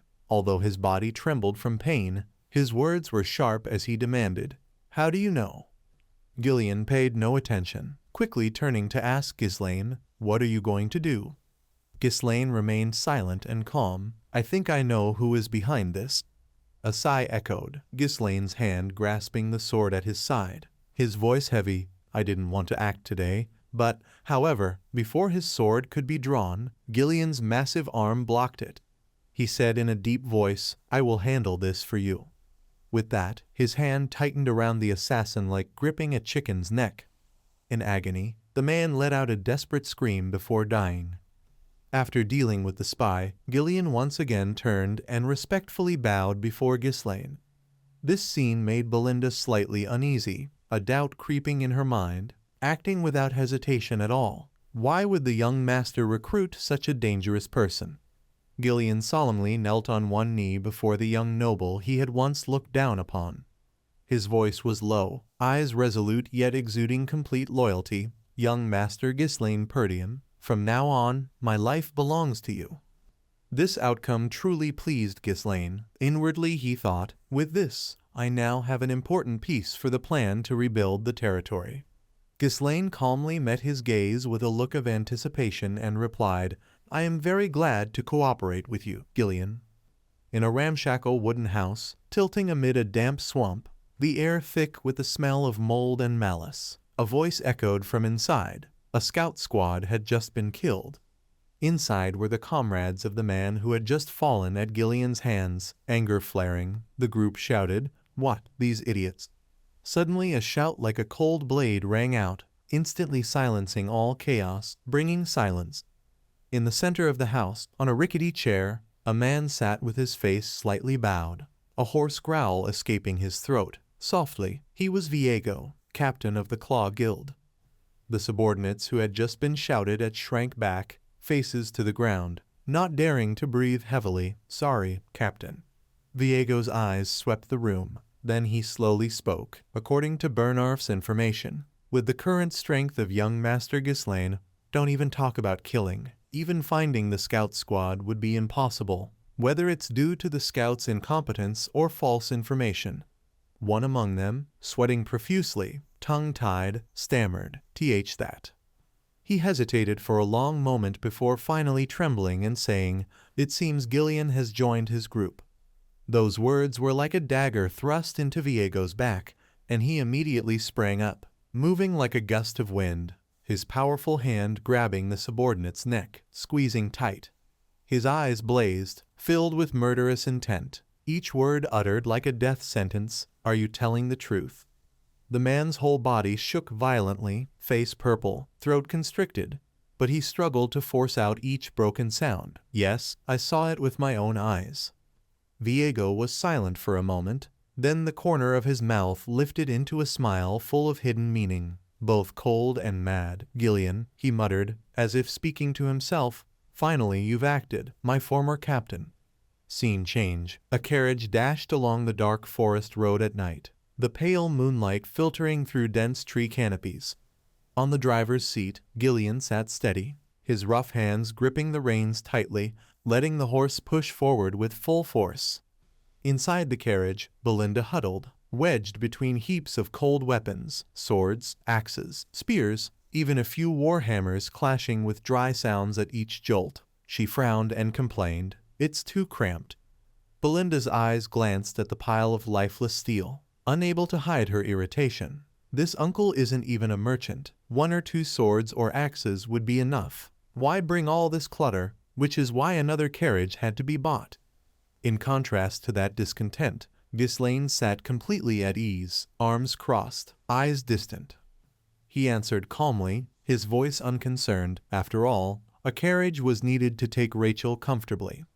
In another part of the forest, another carriage rolled away, carrying Fergus, Ricardo, and little Rachel, both convoys, each with a purpose, gradually separating from the starting point. On this side, Ghislaine slightly lowered the window curtain, looking into the pitch-black void outside, the cold night wind slashing in, making him speak in a low, full of meaning tone. Everything will be useful, so be patient a little. His voice grew heavier, like a harbinger of ill. The most important thing now is to... The carriage wheels began rolling into a treacherous path, where steep cliffs enclosed the narrow road at the bottom of the mountain trench. Darkness flickered as if swallowing everything. Surely those on the carriage already sensed that right here, a massive trap had been set, only waiting for them to step into the deadly snare. Suddenly Belinda glared seriously and asked, "Young master, about the one we caught earlier, the one who was following us. He must have been sent by Miss Amelia, right?" Ghislaine casually nodded, almost certainly. Hearing this, her eyes softened slightly, worry spreading across her face. This could be a bit troublesome. Recalling the assassin's appearance, Belinda confirmed, "The mask he wore is the symbol of the Claw Guild, a fairly powerful guild in Rayfold." Ghislaine immediately leapt up, face full of curiosity. "The Claw Guild, huh?" Belinda explained, "They are filthy scum, specializing in smuggling, assassination, drug trafficking, and human trafficking, doing all sorts of dirty deeds." She also knew that among them were many skilled former mercenaries. This is a dark guild with real firepower. This knowledge from the maid caused Ghislaine to be slightly suspicious. Belinda has only been in the castle. How could she know all this? The sudden question startled her. She turned her face awkwardly away. "Well, before entering the castle I had a bit of..." She stopped mid-sentence, then changed the subject. "Anyway, they are as tenacious as leeches, so be careful." Ghislaine's lips curved slightly into a smile, showing no sign of worry or fear. He looked at Belinda and spoke slowly, firmly, "It will be fine, don't worry." Ghislaine's gaze shifted toward the large swordsman driving the carriage, his tone utterly confident, "Because we have Gillian." The carriage rolled ever deeper into the forest, the night air thick, only the pounding of hooves on the dry ground audible. Suddenly, right under the ground just crushed by the wheels, strange rustling noises arose. The ground trembled slightly, then abruptly bulged into two large mounds. As if something was rising from the underworld, waves of subterranean movement ran parallel on both sides, quickly closing in, clamping around the carriage. Realizing someone was tailing them, Gillian's eyes flashed with vigilance. No sooner had he finished than two figures shot out of the ground like blades springing from a sheath, raising their swords to attack from both sides. Gillian remained unfazed, lips curling slightly, uttering with disdain, "Attacking from underground, huh?" In an instant, he swung both arms behind his back, gripping two weapons. Both weapons were drawn with blinding speed to either side, a gleaming short blade and a heavy battle axe, the clash of metal echoing sharply. Gillian swung the blade to block the sword lunging from the right. Simultaneously, he hurled the axe to intercept the slash from the left. The blocks did more than just stop the attacks. They countered with brutal force. Space seemed to tear apart, and their bodies were cleanly bisected. Fragments fell to the ground with grisly sounds, fresh blood staining the earth, the air thick with the metallic stench. Yet there was no time to settle, as two other assassins hidden nearby sprang into action, simultaneously drawing knives and cutting the pre-tied ropes high above. A massive log fell from the treetops, aimed directly at the galloping carriage. Gillian looked up with a sharp glare. "It's a trap." Belinda poked her head out of the window, eyes wide with alarm. "We're going to be buried." Gillian frowned, growling softly, yanking the reins with both hands, forcing the horses to swerve sharply. The heavy log slammed into the ground just in front of the carriage, sending a violent shock through the forest, rocks and dirt scattering, a thunderous crash echoing. If Gillian had hesitated even half a beat, the carriage would have been crushed into splinters. Ghislaine, sitting inside, exhaled quietly, his voice low but resolute. Indeed an ambush, though this seems like something I anticipated. From the thick shadows, the Claw gang in black cloaks appeared simultaneously, surrounding the carriage. Leading the gang was Viego, stepping forward with a cold, knife-like tone, former captain of the Ratatoskr mercenary squad, Gillian.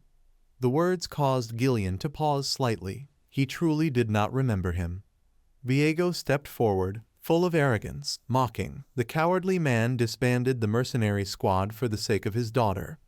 Gillian had already stepped down from the carriage, his demeanor calm, replying coldly, "I do not understand what you are saying." That only fueled Viego's rage further. He stepped closer, his face flushed with anger. "Because of you my life was ruined. Have you grown so old you can no longer remember your former members?" Gillian simply stared at Viego, his eyes calm as if probing for something in his words. Gillian's silence was like salt in Viego's pride, pushing him to the edge. He growled, pretending not to know, "I will help you remember." Instantly, the captain roared orders, "Kill him." The moment he spoke, Viego's subordinates surged forward like a fierce wind. On the other side, Ghislaine peeked out and asked if I should help. Gillian shook his head slightly, his voice low but confident. "No need. It seems he has business with me. So young master, just rest." Then he stepped forward holding the axe tightly, his gaze like steel. "I alone am enough." Gillian's entire body radiated a dense fighting aura ready to face battle. Although outnumbered, that power was enough to terrify the assassins. One sweeping axe blow sent blood and flesh flying. Anyone caught in its path was doomed to be torn apart. The Claw Guild members immediately grew furious and charged like enraged beasts. "That old man, how dare you?" Yet Gillian paid no mind. He drew another small weapon, coordinating both hands with practiced rhythm. Attacks poured out continuously like rain. One by one they fell to Gillian. A bloodthirsty man rushed in and Gillian held him by the right hand while the left hand finished him by removing his arms. Another who ran forward suffered the same fate. His body ripped apart and fell without a cry. Outside, Viego paced anxiously, both amazed and bitter. Indeed, the strength from his mercenary. He roared out orders, each group scattering and surrounding him. Immediately assassin squads lunged from both sides at great speed. Gillian only offered a cold smile, then vaulted onto his horse in one decisive motion, gripping the reins to surge the mount forward. The assassins did not expect him to use the horse. Gillian gripped his weapons and charged like a storm. The spear spun, the Claw gang took defensive positions, and the clash became a bloody melee. The sharp axe in Gillian's hand flashed with deadly light, and his eyes swept the scum of assassins below with contempt. The axe blade fell, bodies collapsed everywhere. Wherever Gillian's horse passed, the place turned into hell. In this situation, the clawmen hesitated, unable to approach him. One of them, seeing his comrades falter, angrily shouted, "You fools, aim for his horse." Gillian's weapon skills were extremely deft, not only holding the long axe shaft directly, but also controlling it by a rope. He gripped the rope and spun, causing the charging assassins to be sliced in two. Inside the carriage, witnessing the whole bloody battle, Belinda could not help exclaiming, "Impressive, so strong."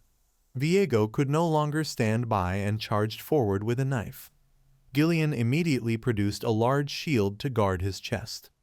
Viego struck down from above attempting a stab, but the shield blocked it. His claws sank into the shield, his eyes blackened, a hiss escaping his throat. Having ruined someone's life, at least do not stand in the way. Viego's eyes brimmed with killing intent, as if he wanted to devour Gillian alive, and he had several throwing knives ready. He shouted, "I will kill you." Immediately Viego crouched to gain momentum and leaped into the air, swinging down to launch a weapon that struck the horse in the neck. It let out a painful shriek and reared wildly. Gillian immediately jumped off the horse before the animal fell. Taking advantage of that, Viego closed in and slashed at Gillian's shoulder with his sharp claws. However, Gillian reacted in time. The short axe quickly blocked the attack. the sound of metal clashing chilling to hear. In that moment Gillian's other hand lunged forward and punched Viego hard in the face, while also declaring, "I am not the former captain of the Ratatoskr mercenaries." That remark was like pouring fuel on a fire, making Viego even more enraged. He gritted his teeth, feeling betrayed. His body was shoved and slid along the ground for a distance. Viego staggered and tried to get up, his tone somewhat reproachful. "Former captain, how could you?" He ground his teeth and shouted in fury, "Stop spouting nonsense. If not you, then who?" Gillian tightened his grip on the axe, remaining calm as he replied slowly, "I have abandoned the past." He looked at the assassin before him and affirmed, "Now I am only a subordinate of young Master Ghislaine." This decisive answer was like a knife driven deep into Viego's heart. His eyes suddenly flared red, and he clenched. The clang of weapons, the crash of fists, and the roar echoed throughout the mountain pass, as if tearing the space apart. Viego continuously charged with whirlwind speed. Gillian was not inferior. The large shield in his hand spun rapidly, forming an iron wall blocking every strike. Failing repeatedly to approach, Viego angrily took a running leap into the air and drove all his strength downward. Gillian once again raised the shield to block. Viego's metal claws were stuck into the shield's surface. He pressed his head against it, screaming with rage. "When you left, the mercenary corps collapsed. Because of you, I lost my purpose and lived a miserable life just to survive." These insane screams only made Gillian more indifferent. He frowned, swung his arm strongly, withdrew the shield and gripped the axe in the other hand, slashing horizontally at the opponent's waist. But Viego quickly leaned back, dodging the heavy axe. Using his speed advantage, he flipped and launched a kick. Gillian turned, muscles bulging, raised his arm to block the violent kick. Bang! The sound of breaking metal rang out. His favorite shield was pierced with a deep hole. Gillian glanced at it and sighed silently. Viego continued to shout at the former leader, "Gillian, I was willing to dedicate my entire life to the Ratatoskr mercenary corps with all I had." His eyes were filled with both sorrow and anger staring at Gillian. "Yet you abandoned everything to become the servant of a corrupt noble." A red deadly light flashed in his eyes. In his hand 3 throwing daggers gleamed, marked with glowing blue runes, which could not be forgiven. He swung his hand. The 3 daggers like lightning tore through the air at incredible speed. Gillian remained standing, did not dodge. He braced his powerful arms and spun his weapon. The massive axe twirled like a storm, creating a whistling wind. The daggers collided with the blade, deflected and were flung aside. Embedded in the ground, not stopping, Viego leapt forward, his figure like a black arrow piercing the night. In his hand, the sharp knife gleamed coldly.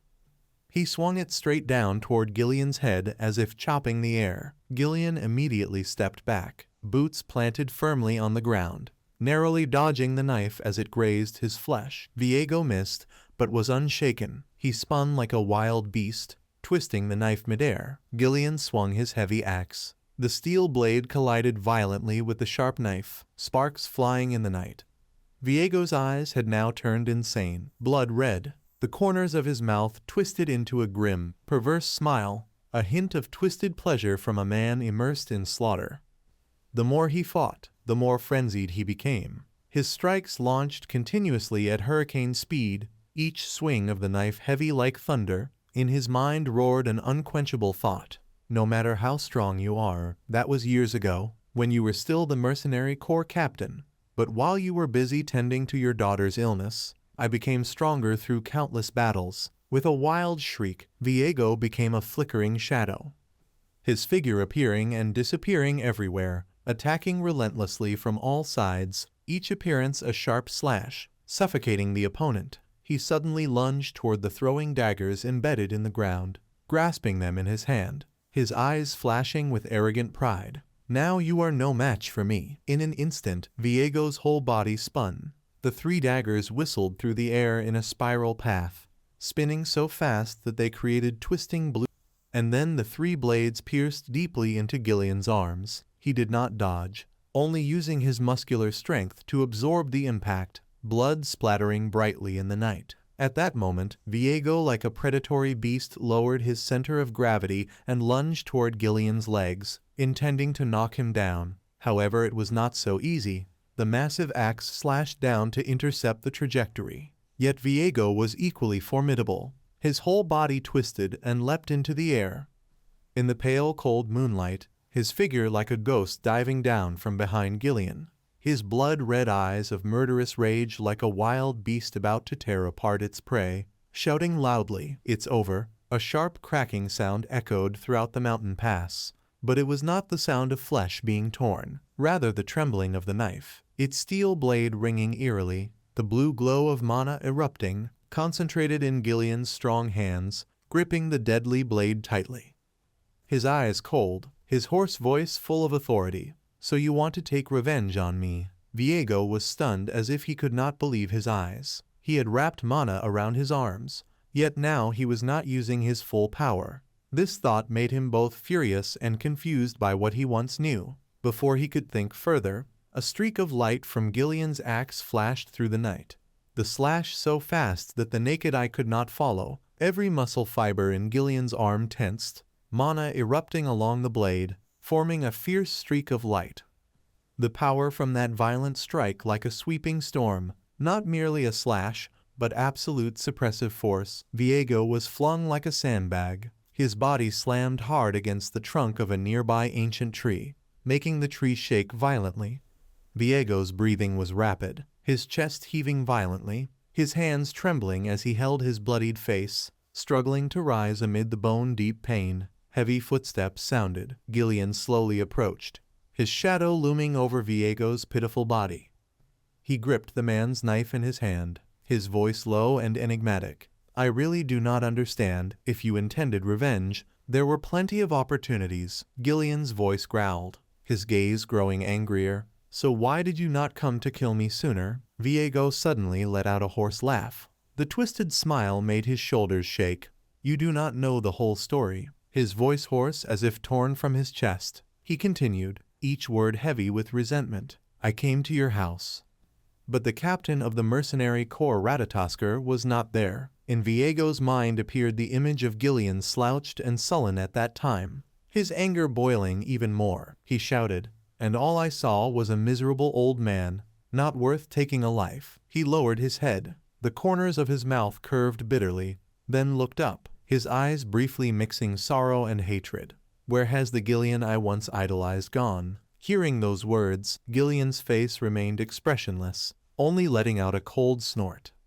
Immediately after, he casually tossed the knife onto the ground in front of Viego, like a final return. His strong hand slowly reached behind his back, grasping the familiar hilt. As the steel blade was drawn, as if awakened by those words, felt his blood boil. He roared, leapt up, grabbed the knife embedded in the ground. A surge of rage exploding, he lunged forward, his screams echoing through the mountains. Yes, now this is the true battle. Viego's knife slashed violently, the steel whistling through the air. Gillian immediately swung his blade to block, the two metals clashing, sparks flying, silver light dazzling in the darkness. Viego's face twisted in madness, his shouts reverberating throughout the mountain pass. This was the moment he had long awaited.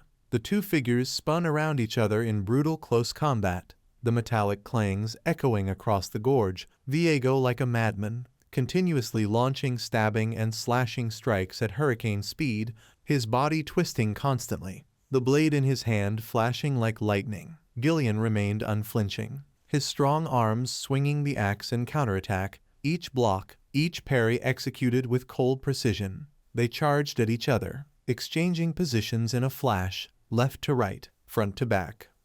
Every kick and sweep scattering earth and stone. Viego roared, striking from side to side, determined to defeat through insane fury. But Gillian stood like an immovable mountain, repelling every attack, his eyes blazing with determination. In a fleeting moment, Viego slipped, and Gillian did not miss. The knife in his hand plunged deep into Viego's waist. Viego gritted his teeth to endure the pain, but could not stop the blood from gushing from his mouth. But he still swung the knife in desperate retaliation. Gillian leaned to dodge, then immediately twisted his hips, the massive axe coming down. his eyes blazing red like a war god incarnate. Viego froze, his whole body paralyzed, only able to lift his head to stare straight at his former leader, the man who had once been his idol. Gillian's voice thundered into his chest. I will remember you, captain of the 5th Unit of the Mercenary Corps Ratatosker, Viego Valanos. Yet when facing death, he showed no fear, no despair, only a contented smile, accepting his fate. The axe struck down, blood spraying everywhere, staining the space in the mountain gorge red. Viego collapsed, his hands falling limp, the broken knife rolling beside him. Gillian stepped forward, bent down to pick up the knife, his gaze solemn. He stood motionless over the bloodied body, saying nothing, perhaps offering a final tribute to his former comrade. The familiar voice of Ghislaine rang out behind him. Well done, words that made Gillian immediately turn around. He and Belinda stepped quickly across the scattered corpses on the ground. Approaching him, she glanced around, then forced a cheerful remark. Hey, if we sold all the equipment here, we could make a fortune, right? Gillian bowed his head, his voice contemplative. I have delayed unnecessarily. I am very sorry. Ghislaine gently shook his head in reply. It's all right. Though his expression remained calm, his eyes as they looked at the swordsman in front of him shone with admiration. Gillian, he is even more extraordinary than I expected. Memories from a past life suddenly surged back. When he was a young mercenary just leaving his family, Ghislaine had heard stories about Gillian from his Fortunately, he had acted in time to gain such a reliable ally. Ghislaine looked up, slowly asking, Do you remember who that guy was? Gillian lifted the knife he had just picked up, his gaze quietly studying the blood-stained steel, then replied softly, Yes. He looked up at the cold moon hanging high above, his hand gripping the knife tightly, his voice hoarse as if whispering to the night. He was my former comrade. The 3 words former comrade from Gillian's mouth felt like a knife gently cutting through the heart, making Ghislaine momentarily stir. He lifted his head to the bright moon in the sky, a wave of longing rising in his chest, wondering what his former comrades were doing. Before meeting him, they must have been living their own lives. A moment of silence passed. The corners of Ghislaine's lips curved into a faint smile, his breath lightening, inwardly asking, But one day, we will all return, won't we? Shaking off the wave of emotions, Ghislaine let out a soft breath, his voice returning to its indifferent tone. All right, let's just collect the valuable items like Belinda said. Hearing this, she exclaimed with excitement, Great, now Mr. Gillian, lead the way so we can quickly gather the items. But in response to her cheerful words came only the cold voice of the towering swordsman. I am not your subordinate. Once the task was done, they set off again, 2 days passing peacefully as Ghislaine's carriage crossed the long mountain pass, heading straight for home. From the hillside, Belinda looked down at the distant territory, letting out a quiet sigh. Wonderful, almost there. Gillian glanced along, asking, Is that Perdium? Ghislaine cast his eyes into the distance, nodding slightly. Yes. He let his gaze sweep over the mist-covered trees, then settled on the distant mansion, a stirring feeling rising in his chest, truly fortunate to have a place to return to, always believing one could come back when leaving. Seeing Ghislaine deep in thought, Gillian seemed to sense he had something on his mind. Curiously, Ghislaine asked, Gillian, what do you think when looking over our territory? Taken aback by the question, the former mercenary looked slightly flustered. Yes, yes, very good. That reaction made Ghislaine pause, his words tinged with disappointment. Rubbish, huh? Gillian unconsciously shook his head, then nodded. Once again, Ghislaine turned his gaze over his territory and spoke honestly in a bitter tone. Those houses are so old they cannot be repaired, and do you see those fields? They are abandoned. All able-bodied people have been sent to the army and the land left fallow. Gillian sighed, then replied, I heard that Perdium constantly fights with the northern barbarians, but seeing it with my own eyes, the situation is even worse than I imagined. Hearing this, Belinda suddenly wondered, isn't this territory supposed to be very familiar to someone? Suddenly, Ghislaine's voice became firm and resolute. I will resolve all these issues, so I need your help. For you know well that this will be a long battle, to erase all that relates to Duke Delphine and fight to protect what is rightfully ours." Ghislaine looked over his homeland, silently vowing to restore this land, no matter the cost. The carriage entered the town, desolate and bleak, reflecting its shabby appearance. Suddenly, Belinda shouted in surprise, "Young master, Baird!" Ghislaine looked curiously, then froze, his eyes stirring, emotions surging. Ghislaine's eyes trembled slightly, waves of emotion rising within him as he gazed at the majestic mansion. At the gate, a familiar figure appeared, the lord of the Perdium territory, riding slowly on a gray horse, his face exuding coldness, yet deep in his eyes lingered an unmistakable, eager anticipation. The scene shifted to Castillo Perdium. Inside the grand hall of the mansion, the air was heated by the lively arguments of the high-ranking officials. "We need to reduce the military forces." "Reduce them further, sir?" "If we do that, the front lines may not hold. It would be better to request reinforcements from Rayfold." Homerun could only sigh heavily. The party reducing aid is Rayfold. Upon investigation, it seems they have gathered troops and stockpiled supplies there. Randolph, hearing this, exclaimed in shock, "What?" The discussions grew louder, worries and disagreements intertwining in every voice. There was no other choice. We must rebuild the garrison in the half-destroyed Demon Forest from the previous October battle, even if it means reducing troop numbers so as to temporarily relieve some of the pressure. But does the Lord not think that reducing forces entails significant risks? In that tense space, only Ghislaine sat quietly. A faint smile curved his lips, a warmth rising in his chest, everyone still the same as before. His gaze passed over each person. The imposing figure with a sword at his side was Randolph, captain of the Perdium Knights. Albert, the chief treasurer of Perdium, silently calculating, and the one who still bore the same perpetual worried expression was Homerun, the steward of Perdium. In an instant, memories from his past life surged back, making Ghislaine feel a deep pang. How long has it been? For a Grand Duke of Perdium, just a few months, but for the Mercenary King, decades. He inhaled deeply, then spoke resolutely, his tone full of respect. "On this campaign, you have worked hard." Ghislaine's eyes shone brightly as he looked directly at the man sitting calmly in the central position and spoke. "Father."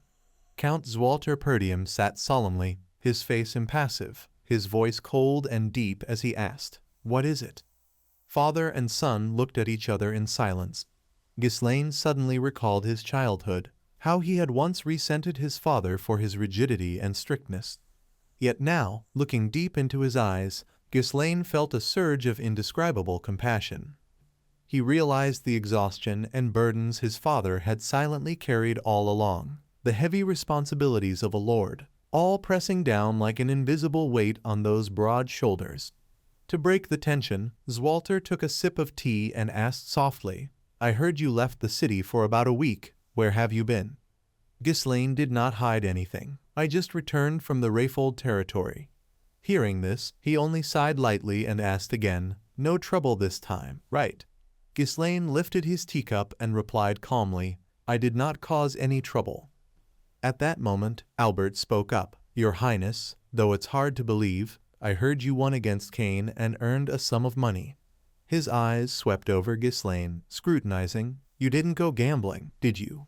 Ghislaine's lips curled slightly, thinking to himself, "Gambling? If at all, I would call it investment." Then he replied casually, "Not at all. I only had some matters to discuss with Amelia for a short time."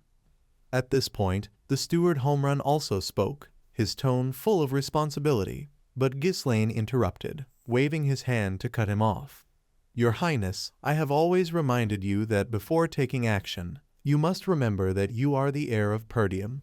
Ghislaine interrupted again, waving his hand. "I understand. Do not worry."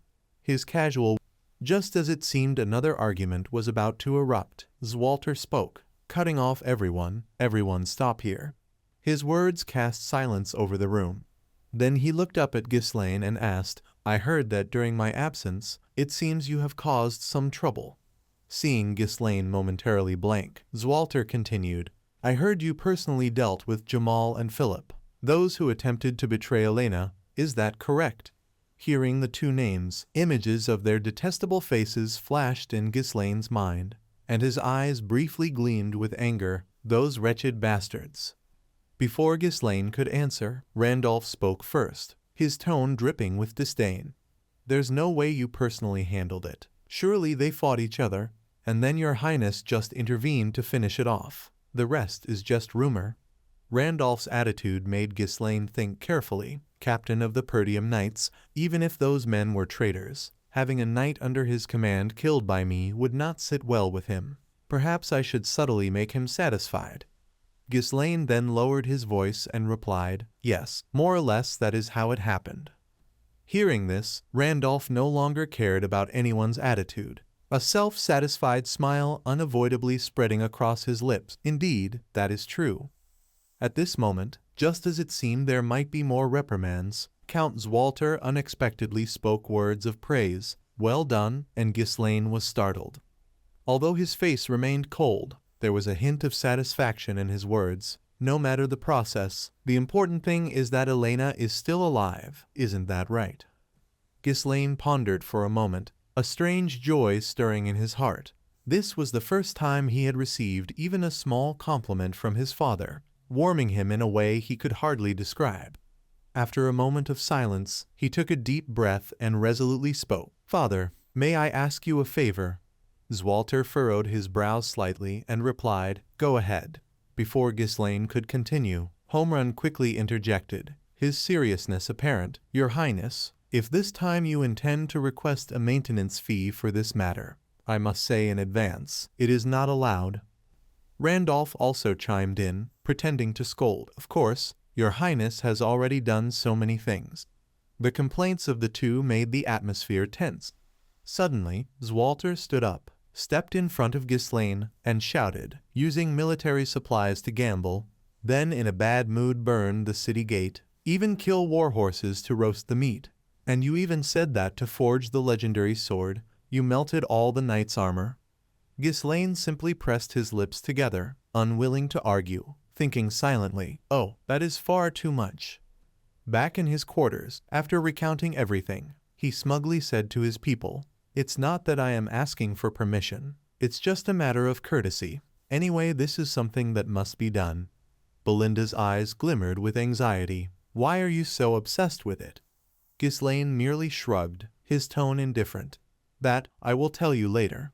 In his mind, he already had a secret plan. If revealed now and rumors spread, it would be very troublesome. As long as not far from the entrance to the Beast Forest, amid layers of darkness and lurking danger, there existed a terrifying secret. Buried deep underground was a massive rune stone quarry, a mineral containing limitless primal magic. Rune stone was extremely rare, driving mages to madness, for it could be used to craft magical tools, barriers, summoning circles, or even ancient spell scrolls. It was also the foundation of alchemy and magical research, opening possibilities far beyond ordinary understanding.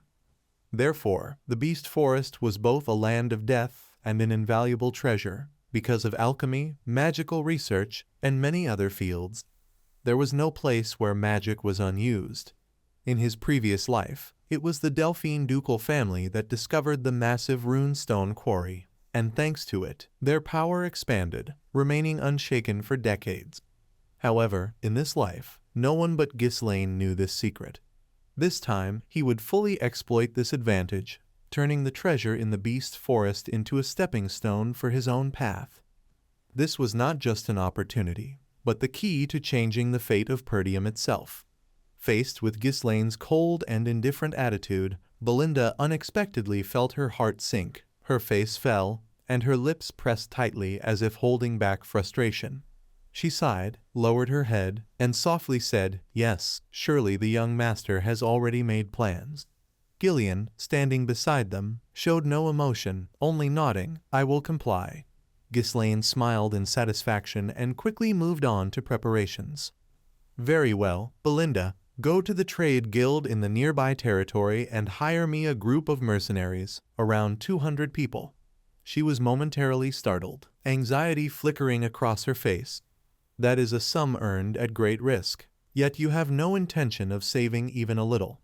Before she could finish, Gillian intervened, his expression serious. Do you think this is all right, young master?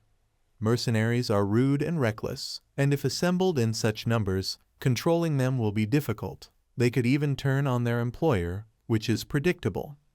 Ghislaine nodded, his voice cold as steel. Exactly. Therefore you and I will personally find those worth employing, if they are truly useful. Just as he was about to leave the room, Ghislaine suddenly turned his head, his tone casual but laden with implication. Among the small mercenary groups in the north, there is one group with very good skills. Hearing this, Gillian immediately understood, his eyes flickering with a mix of surprise and dissent. No way, those mad dogs. Images of cunning wolves flashed in his mind, making him grit his teeth. They may have good skills, but if they make a mistake, they are rabid dogs that will bite anyone, even their master.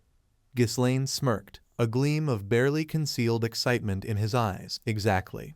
It is them, the Cerberus mercenaries. The atmosphere instantly grew heavy, as if the very name alone evoked the scent of blood and violence. The scene shifted to the next day. The following day, riding on horseback, Ghislaine casually spoke a short but loaded sentence. Let's go and leash those mad dogs. The scene shifted to lands beyond Zimbar territory, where the Cerberus mercenaries' camp was located. The atmosphere there was chaotic and noisy, with people standing and sitting, utterly undisciplined. Outside, a soldier watched with interest, pressing his binoculars to his eyes and sneering. Hey, they're coming. The one lying next to him curled his lip in contempt. Pathetic. Do you even know where this is to come here on your own? The one holding the binoculars gleefully continued observing, lowering his voice. Judging by the look, it seems like some young noble brat. If we play this right, we might catch a fine prey. Before he could celebrate, a massive hand shot out, covering the binoculars completely. Before he could react, a horrific scream echoed throughout the camp, forcing the noisy mercenaries inside to all turn their heads. They froze as they saw Gillian, towering like a tower, using one hand to grab the observer's face, lifting him off the ground like a chicken. He screamed violently, "You bastard, what are you doing? Let me go." But the commotion only made Gillian more irritated. His huge hand squeezed tighter, twisting the man's face in pain. A moment later, Gillian flung him hard, sending the unlucky man flying through the gathered mercenaries and smashing headfirst into the base of a large tree. He collapsed on the spot, unconscious. Gillian's act of throwing the man was like an open provocation, a slap directly across the face of the Cerberus gang. The noisy atmosphere instantly turned oppressive, each mercenary's eyes burning red with rage. Shouts rang out everywhere. Dozens, then hundreds, drew their weapons simultaneously, the clang of metal mixing with growls like a pack of mad wolves. Who is that?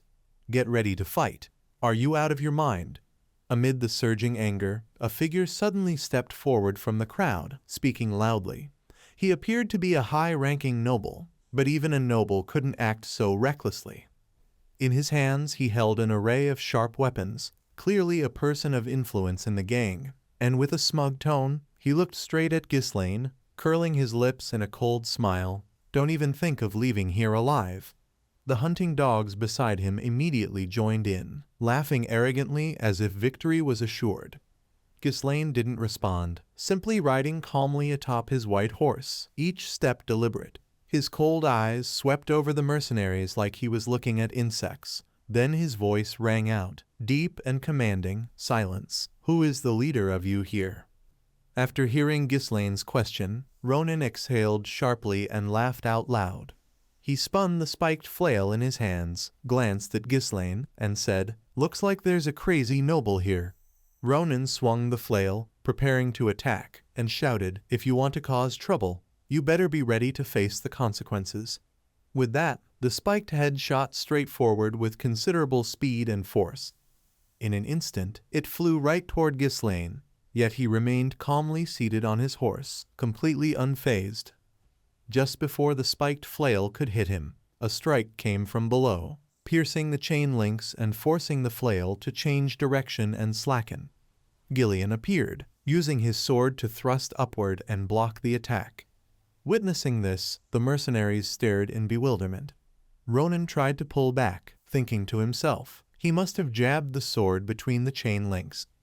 Immediately after, the flail head dropped with a thud at the feet of Ghislaine's horse. Ghislaine immediately spoke. As expected, they won't listen to me. Then, in a cold tone, he commanded Gillian, just take it easy, don't kill them. Gillian gripped the chain in his hand and replied, understood. With that, he swung the chain toward himself. As it was pulled, the other end tied to Ronan dragged him along, forcing him to scream, you bastard. Gillian spun around, swinging the chain forward, lifting Ronan's entire body into the air. With his other hand, he pulled the flail head across his own neck. Then it slammed directly into Ronan's midsection while he was still suspended, causing him to scream in pain. The mercenaries behind rushed forward, shouting, you bastard! Do you think just because you're a noble will stand still? Before the lackeys could reach him, Gillian swung his sword with force, dragging Ronan along. He then flung him hard into his own followers, pushing them back instantly. One move from him took down 4 or 5 men at once, leaving the rest too intimidated to make a sound. Gillian exuded a fierce aura, his sharp gaze sweeping over them. The remaining mercenaries stood frozen, trembling in fear before the old man's strength.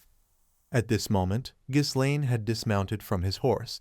He stepped forward and asked, about time, how long do you expect me to wait? Ghislaine furrowed his brow, seriously commanding, cleared the other soldiers aside and called their leaders out here. At the same time, a voice rang out in response, disturbing us while we sleep. Upon hearing the voice, the mercenaries immediately snapped to attention. The opposite side did the same, forming 2 lines facing each other. As he stepped forward, the man spoke to introduce himself. I am Kaor, commander of the Cerberus mercenary squad. The young man with red hair and a fairly handsome face countered, why have you come looking for me? Kaor, standing between 2 rows of his subordinates, flexed his muscles beneath his shirt. Ghislaine responded, when someone comes to the mercenary squad, there is always a purpose. Of course I have come to make a request. Kaor replied with another question. A request? What kind of person comes with a request and makes my men end up like this? His tone was serious, almost scolding. A noble should know proper manners. Ghislaine did not hesitate to answer. Considering this my way of greeting, I believe the best way is to make you submit. Kaor exhaled and then smiled. Submit? You mean if I greet you twice, it means you want to start a fight, right? The scene then shifted inside a tent, where the 2 leaders sat facing each other. Kaor spoke first. Fine then, make your request. What exactly is this great request of yours? Ghislaine immediately answered, the monster forest. The name made the armored subordinates flinch slightly, and even Kaor showed a hint of unease. Ghislaine continued to explain his request. I want to hire you to conquer the monster forest. The subordinates murmured among themselves, the monster forest, the forest full of monsters. Do not tell me it is the forest bordering the Perdium territory. Kaor chuckled lightly and asked seriously, who are you to dare touch that dangerous forest? Ghislaine introduced himself directly. I am Ghislaine Perdium, Duke of the Perdium territory. His answer brought a brief silence over the room. Then the Cerberus subordinates laughed and intervened. Hey young man, do not be reckless. The monster forest is no joke. Anyone who enters there will lose their life. Kaor added, Kid, it seems you are just a pampered noble with no real understanding. With a wave of his hand as a command, he concluded, enough talk. The negotiation has failed. The subordinates shuffled and raised their weapons. Before Ghislaine could say anything, Gillian stood ready with his axe to protect his master. Ghislaine's voice rang out with a challenge. Are you scared? This made Kaor frown, his body trembling slightly. Ghislaine sighed and continued to taunt. I heard your mercenary squad has skill. Could it be just rumors? Immediately, Kaor propped his feet on the table, regained his composure, and replied, do not be arrogant. Kid, as you said, we are mercenaries. If the price does not suit us, we simply will not take the job, that is all. Ghislaine continued to sneer, the weak always making excuses. It seemed he had successfully angered Kaor, who pressed his lips silently for a moment. Then he replied, "You have ruined my mood. I was planning to have some fun with you. Yet now you use that amateurish provocation. A brat like you who does not understand how the world works is not even worth striking. I will let you go, compensate for the damages and disappear." Ghislaine closed his eyes, his voice dropping. "It is not like that." Then he looked at him, speaking seriously. "Kaor, commander of the Cerberus mercenary squad, I challenge you to a duel with the recognition of Mori." Ghislaine's words froze the mercenary subordinates. Even a calm man like Gillian was startled and amazed. Kaor frowned at him and asked, "Do you know what that means?" Ghislaine smiled, confidently answering, "Of course I know. A traditional one-on-one duel of mercenaries, with the recognition of Moriana. Once the duel is accepted, the two participants fight with short swords, cannot use magic, and their hands are tied together. Leaving the small circle enclosing the duel is considered a loss. It is a brutal survival fight within a confined space and limited movement. There have been many cases where both the winner and the loser die." Ghislaine continued, "The loser must acknowledge defeat and absolutely obey the winner's orders, meaning the loser becomes the winner's dog." After explaining, he looked at him and asked, "What do you think?" Gillian glanced at Ghislaine, thinking, a noble duke using the dirty rules of mercenaries. In the mercenary world, refusing this challenge is tantamount to admitting oneself a loser, so he has no way to decline this proposal. After hearing this, Kaor suddenly laughed. The entire tent camp now erupted again with the laughter of him and his subordinates. Kaor laughed coldly, frowning, his eyes flashing a deadly red. His voice deep, "Comrades, it seems our noble aristocrat here wants to receive recognition in the mercenary style. Then we should gladly comply, shouldn't we?" Immediately after, the hands of the two were tied together with a rope. Ghislaine and Kaor stood in a small circle, surrounded by cheering subordinates, each holding a short sword in preparation for the duel. While Gillian focused on observing, the mercenary subordinates behind shouted excitedly, "The arrogant noble will face the consequences. Commander, kill him." Inside the survival circle, Kaor remembered, "It seems you have some hidden tricks and think you can face me without fear. But now, even if you want, you cannot withdraw." Finishing his words, he suddenly pulled Ghislaine strongly toward himself, leaving him no time to react. Then Kaor whispered into Ghislaine's ear proudly, "I have participated in duels like this 5 times and have never been defeated." After speaking, he pushed him away and smiled smugly as his subordinates cheered behind. Ghislaine's voice rang out 5 times. Then he also pulled Kaor strongly toward himself. At the same time, looking down, he replied to him, "I have done it hundreds of times, do you know?" After finishing speaking, Ghislaine frowned, glanced at his opponent. Opposite Kaor also showed his determination. He tensed with an angry face. Then both instantly thrust their weapons toward each other. Killing moves were launched. But very quickly both tilted their heads to one side to dodge. In an instant Ghislaine glanced quickly to the right. Kaor likewise furrowed his brow looking at him, both hands still tied together preventing either from stepping back. They simultaneously swung their arms in a horizontal slash. Then a series of attacks and defensive swings came from both sides. Kaor seized the moment to pull Ghislaine toward him, his hand holding the short sword drawing back. As Kaor launched stabs, Ghislaine timely twisted his body and brought his short sword behind his back to block. He quickly changed his attack. A horizontal slash aimed at the head was executed, and he hurriedly bent down to dodge. Just as Ghislaine escaped danger, he glanced over and was startled to see Kaor lift his leg to kick. Ghislaine hastily raised his own leg to block the kick. Kaor's kick was quite strong, making Ghislaine's shin go numb. Ghislaine looked down speechless. Kaor looked at him coldly with a hint of praise. Persistent indeed. "You say you have tried what others do once in a lifetime 100 times. Kaor thrust his sword toward Ghislaine, then shouted, "If you want to boast, then speak a bit more sensibly." Ghislaine bent his head in time to avoid danger. While the two were fiercely fighting in the small circle, the subordinates continuously cheered. That noble has now been subdued by the captain's strength. Finish him. This is the price for daring to insult us. Hearing this, Gillian turned and glared at them with the eyes of an assassin. Immediately the subordinates fell silent and trembled. Then he turned back to focus on the duel and thought to himself that this was an unfavorable fight. The two stood in a small circle, the ring so narrow that even one person lying down would barely fit, under the rule that only pure physical strength could be used without magic. The disparity in body size was obvious, and with hands bound their movement was restricted.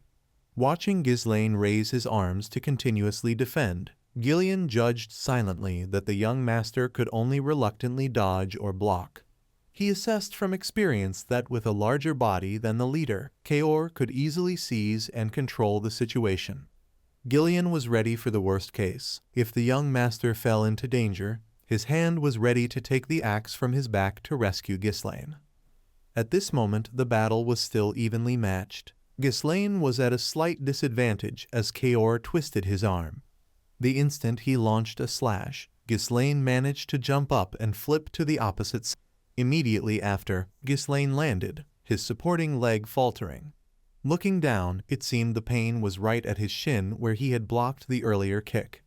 Ghislaine looked at his shoulder and thought that the arm that had just blocked the previous strike hurt a lot. Indeed, without magical protection, even though he had blocked the later stab, the aftershocks still accumulated. Kaor laughed loudly in satisfaction. Look, the man's face has gone pale. He may not hold out much longer. He continued to attack, thinking inwardly, Ghislaine Perdium, watching you struggle against my strength is pitiful. Compared to the nobles I have met, you are tough, but only up to a point. Kaor sneered with confident eyes. I have seen through your intention. He assessed the situation with every strike. Whenever Kaor swung his dagger, I would easily parry or dodge. For the lighter thrusts from Kaor, Ghislaine chose to endure them with his body. However, in this battle, according to Moriana's rules, all magical support was completely eliminated, and even if he could block, the aftershocks continued to accumulate on his body. Surely by now, Ghislaine could also clearly feel the pressure weighing down on his legs, his expression giving everything away. Kaor continued to smile smugly, struggling more. That's what makes it interesting. He believed he had completely read the young master in front of him. Immediately after, Kaor spun the dagger in his hand and prepared to strike. He launched a left-hand thrust, which Ghislaine quickly blocked. Kaor then raised his weapon high, taking advantage of his size to strike downward with extreme force. Ghislaine hurriedly lifted his hands to block, his other two hands still bound together. After hooking Ghislaine's arm, Kaor pulled him closer, forcing him to bend forward. Seizing the opportunity, he delivered a knee strike. Just before the knee struck Ghislaine, his eyes flashed. Ghislaine quickly lifted his leg to block it. Enduring the repeated impacts, the aftershocks caused sharp pain in his leg. Seeing this, Kaor confidently declared, "Enough, this is the end." He gripped his weapon tightly, raised it high, and stabbed straight down. Seeing the dagger aimed at Ghislaine's back, Kaor shouted, "Die!" The mercenary crew's subordinates gasped in admiration. Meanwhile, Gillian had taken out his axe, ready to intervene and rescue, silently thinking, "Young master, be careful." Suddenly, at the most dangerous moment, Ghislaine revealed a mysterious smile. Instead of resisting head-on, he chose to twist his body and press against Kaor. Ghislaine let his body fall freely to the ground, causing Kaor's strike to miss. Kaor was extremely shocked, wondering how he could dodge his dagger in that position. Continuing to use Kaor's body for leverage, Ghislaine treated him as a pillar, swung himself and slid across the circle. At the same time, he swung his dagger in a slash, and blood spurted from Kaor's side. Kaor looked down at his wound in utter astonishment. The mercenary subordinates were also stunned, not daring to make a sound. Gillian's expression mirrored theirs, his eyes wide in surprise. Of course, a single slash could not make him falter. Kaor launched a diagonal thrust, and Ghislaine calmly ducked to avoid it. With another skillful spin, Ghislaine brought his weapon downwards. Then, he delivered an upward slash, leaving a cut across Kaor's chest. The crowd gasped in astonishment. The captain had been slashed again. They raised their fists in admiration. That noble, he was clearly overwhelmed by the captain's strength just moments ago. Captain, show him your true power. Continuously struck and encouraged by the subordinate's words, Kaor swung his arm to slash across Ghislaine's head, but he simply ducked with ease. Sensing an opening, Ghislaine leapt forward and rammed his shoulder hard into Kaor's face. He glanced at him, dagger in hand ready to strike. Instead of a stab, Ghislaine punched Kaor repeatedly at Kaor's face and chest. He twisted the dagger in his hand, directing the tip downward. Then, he thrust directly into Kaor's arm, which was still bound. Despite the pain, Kaor shouted curses, bastard, and continued stabbing at him, but Ghislaine evaded completely. His agility now took Kaor by surprise and angered him. His teeth clenched. Looking at the young noble before him, Kaor was puzzled. You, who barely managed to withstand my strength earlier, now what trick are you planning? With the experience of a seasoned warrior, after observing everything, Gillian finally realized the situation. By exerting brute force, the leader's muscles tensed. His body became less flexible, trying to dominate by overexertion, ultimately losing the necessary suppleness. Ghislaine did not confront his overwhelming power directly, instead choosing to relax, cleverly turning the flow of force into his own advantage. Gillian put away his axe and silently assessed. Unexpectedly, the young master could overcome the disadvantage of size in this way. Seeing Kaor at a disadvantage, the subordinates shouted impatiently, "Hey, Captain, what are you waiting for? At this rate, it's no fun anymore." Ghislaine looked at him and said, "Truly strong-willed. But in the past, there were always those pushed to the edge who broke the rules and resorted to magic." Kaor exhaled sharply, sweat beading on his face but still responding firmly. "You speak as if you've truly experienced 100 times that captain rank. You only obtained it through Moriana's recognition. If you dare break the rules, there will be no place for you to survive here." Ghislaine smiled and replied, "Truly admirable." He continued, "I admit, in a direct confrontation, I was slightly at a disadvantage." Kaor smiled cunningly and shouted, "But the conditions for determining victory are not just one." With both hands still bound together, he twisted his body, using all his strength to try to lift Ghislaine's body off the ground. Another rule in Moriana's recognition is like this: just one step outside the fighting circle, and you are considered defeated. At this moment, Ghislaine had been lifted by Kaor, with a high chance of being thrown out of the circle. He thought, no matter how talented you are, once I hurl your entire body like this, sooner or later you will touch the ground outside the circle.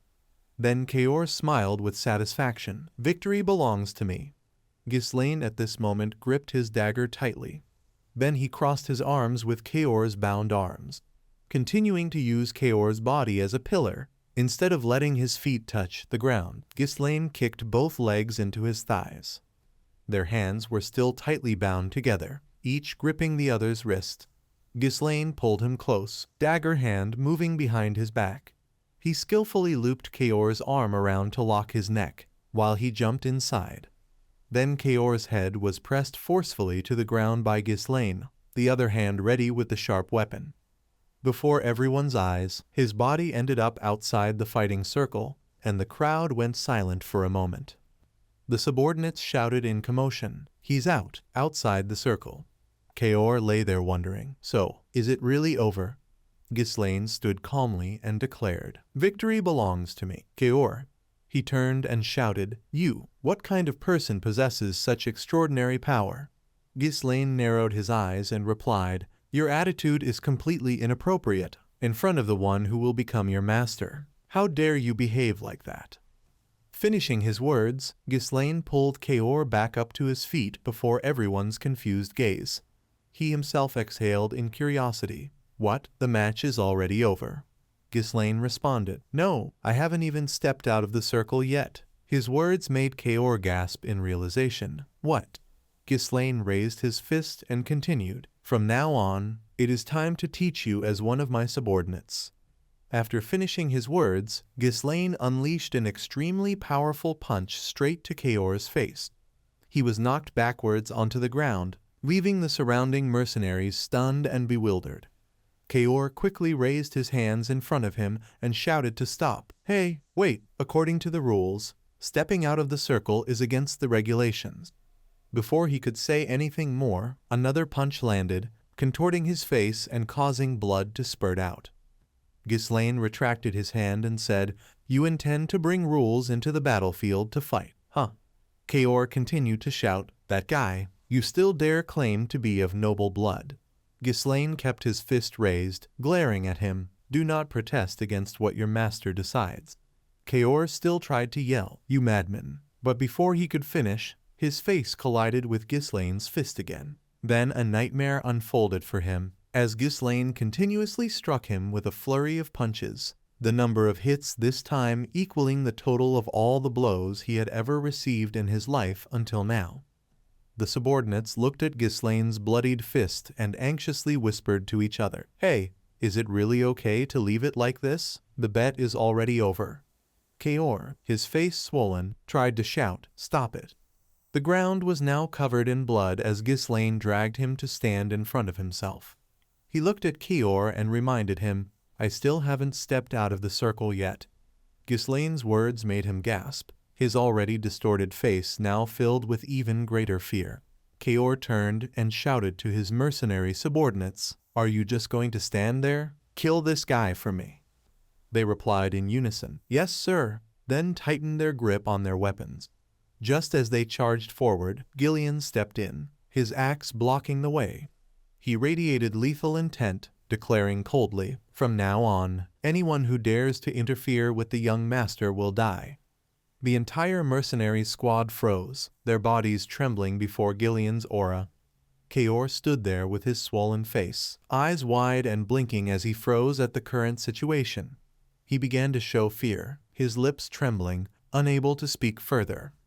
As he turned, he saw Ghislaine's face right in front of him, along with the question, "Shall we finish our business then?" He looked at Ghislaine's fist coming at him and could only give a helpless, wry smile. The extremely powerful punch sent Kaor flying backward. He was in pain, yet inwardly still disparaged. Nobles, after all, are nothing but a bunch of cowards. Unflattering images of the nobility flashed through his mind. First, the arrogant pigs. Next came the treacherous ministers with their deceitful faces, and also those narcissists who always thought they were the best, the center of the universe. But in the past, Kaor had stood before them, and just a little intimidation would make them immediately cower and beg. And he would take all their money, which was truly an unparalleled pleasure. In the past, Kaor, who had arrogantly built his reputation with the infamous nickname of the Mad Dog, now wondered to himself why he had to endure humiliation before such a young noble. The crowd watched their leader collapse and shouted, "Captain Kaor, isn't he going to die? But what should we do?" Ghislaine lifted him up, glanced briefly, then assessed, "This should be enough." He then pointed to the subordinates outside. "What are you waiting for? Bring water, bandages, and clothes here." They were astonished and asked in unison, "What?" He lifted him up and asked, "Do you intend to let your captain die like this?" Only then did they realize Ghislaine's meaning.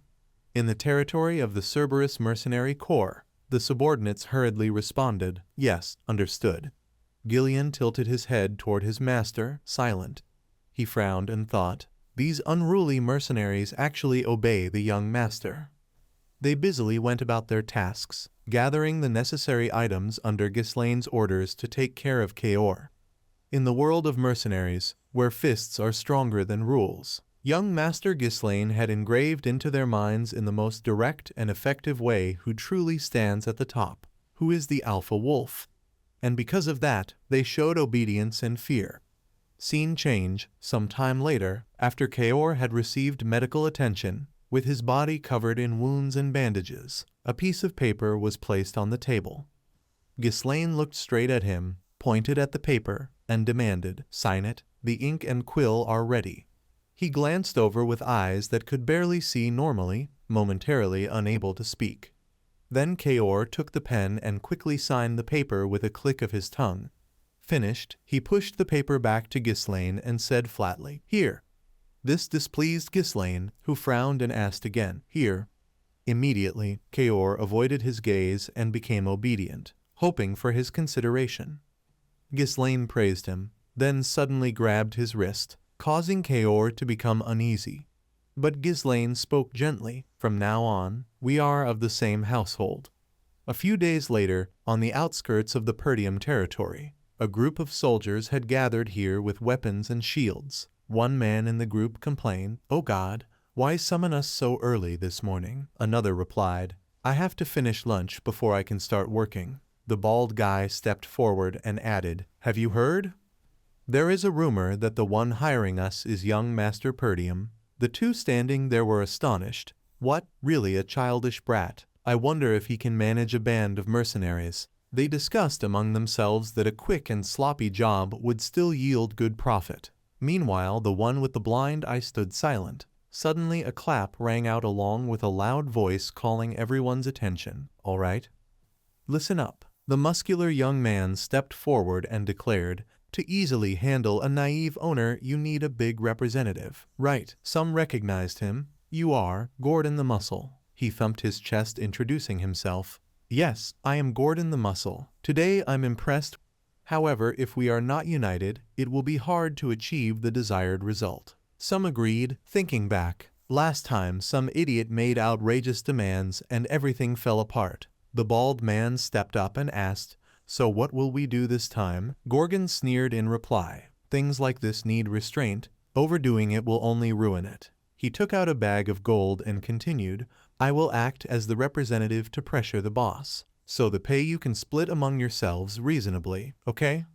Seeing the coins, they agreed, "Fine. If Gordon takes the bait, things will surely go smoothly. That big clumsy body is really useful now, very reassuring. Gordon, always training, but with a keen nose for money." At the same time, someone in the distance shouted to attract everyone's attention, "Hey, someone is coming." In the distance, a familiar figure rode on a white horse toward them. The clop of hooves slow and steady. On the horse was none other than Ghislaine. They squinted and wondered.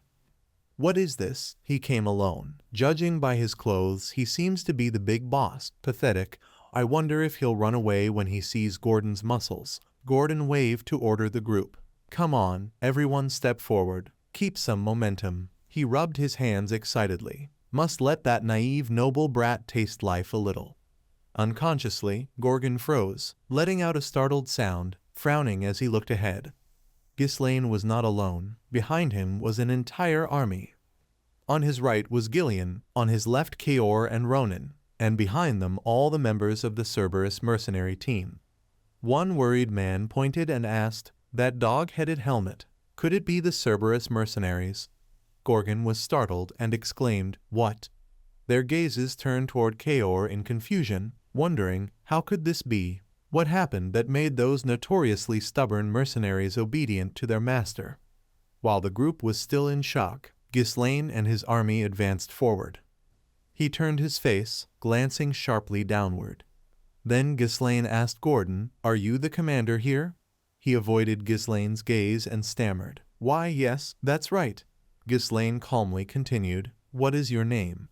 At that moment, he looked up and introduced himself. "I am Gordon the Muscle." Hearing the name, Ghislaine repeated, "Gordon the Muscle. Huh." He lightly punched him in the chest and commented, "Impressive," an action that made him tremble unconsciously. Before everyone's eyes, Ghislaine introduced himself. "I am the eldest noble of Perdium, Ghislaine Perdium." He spurred his horse forward and commanded, "Summon all your mercenaries, Gordon." Ghislaine glanced back and declared, "From now on, we will explore the monster forest."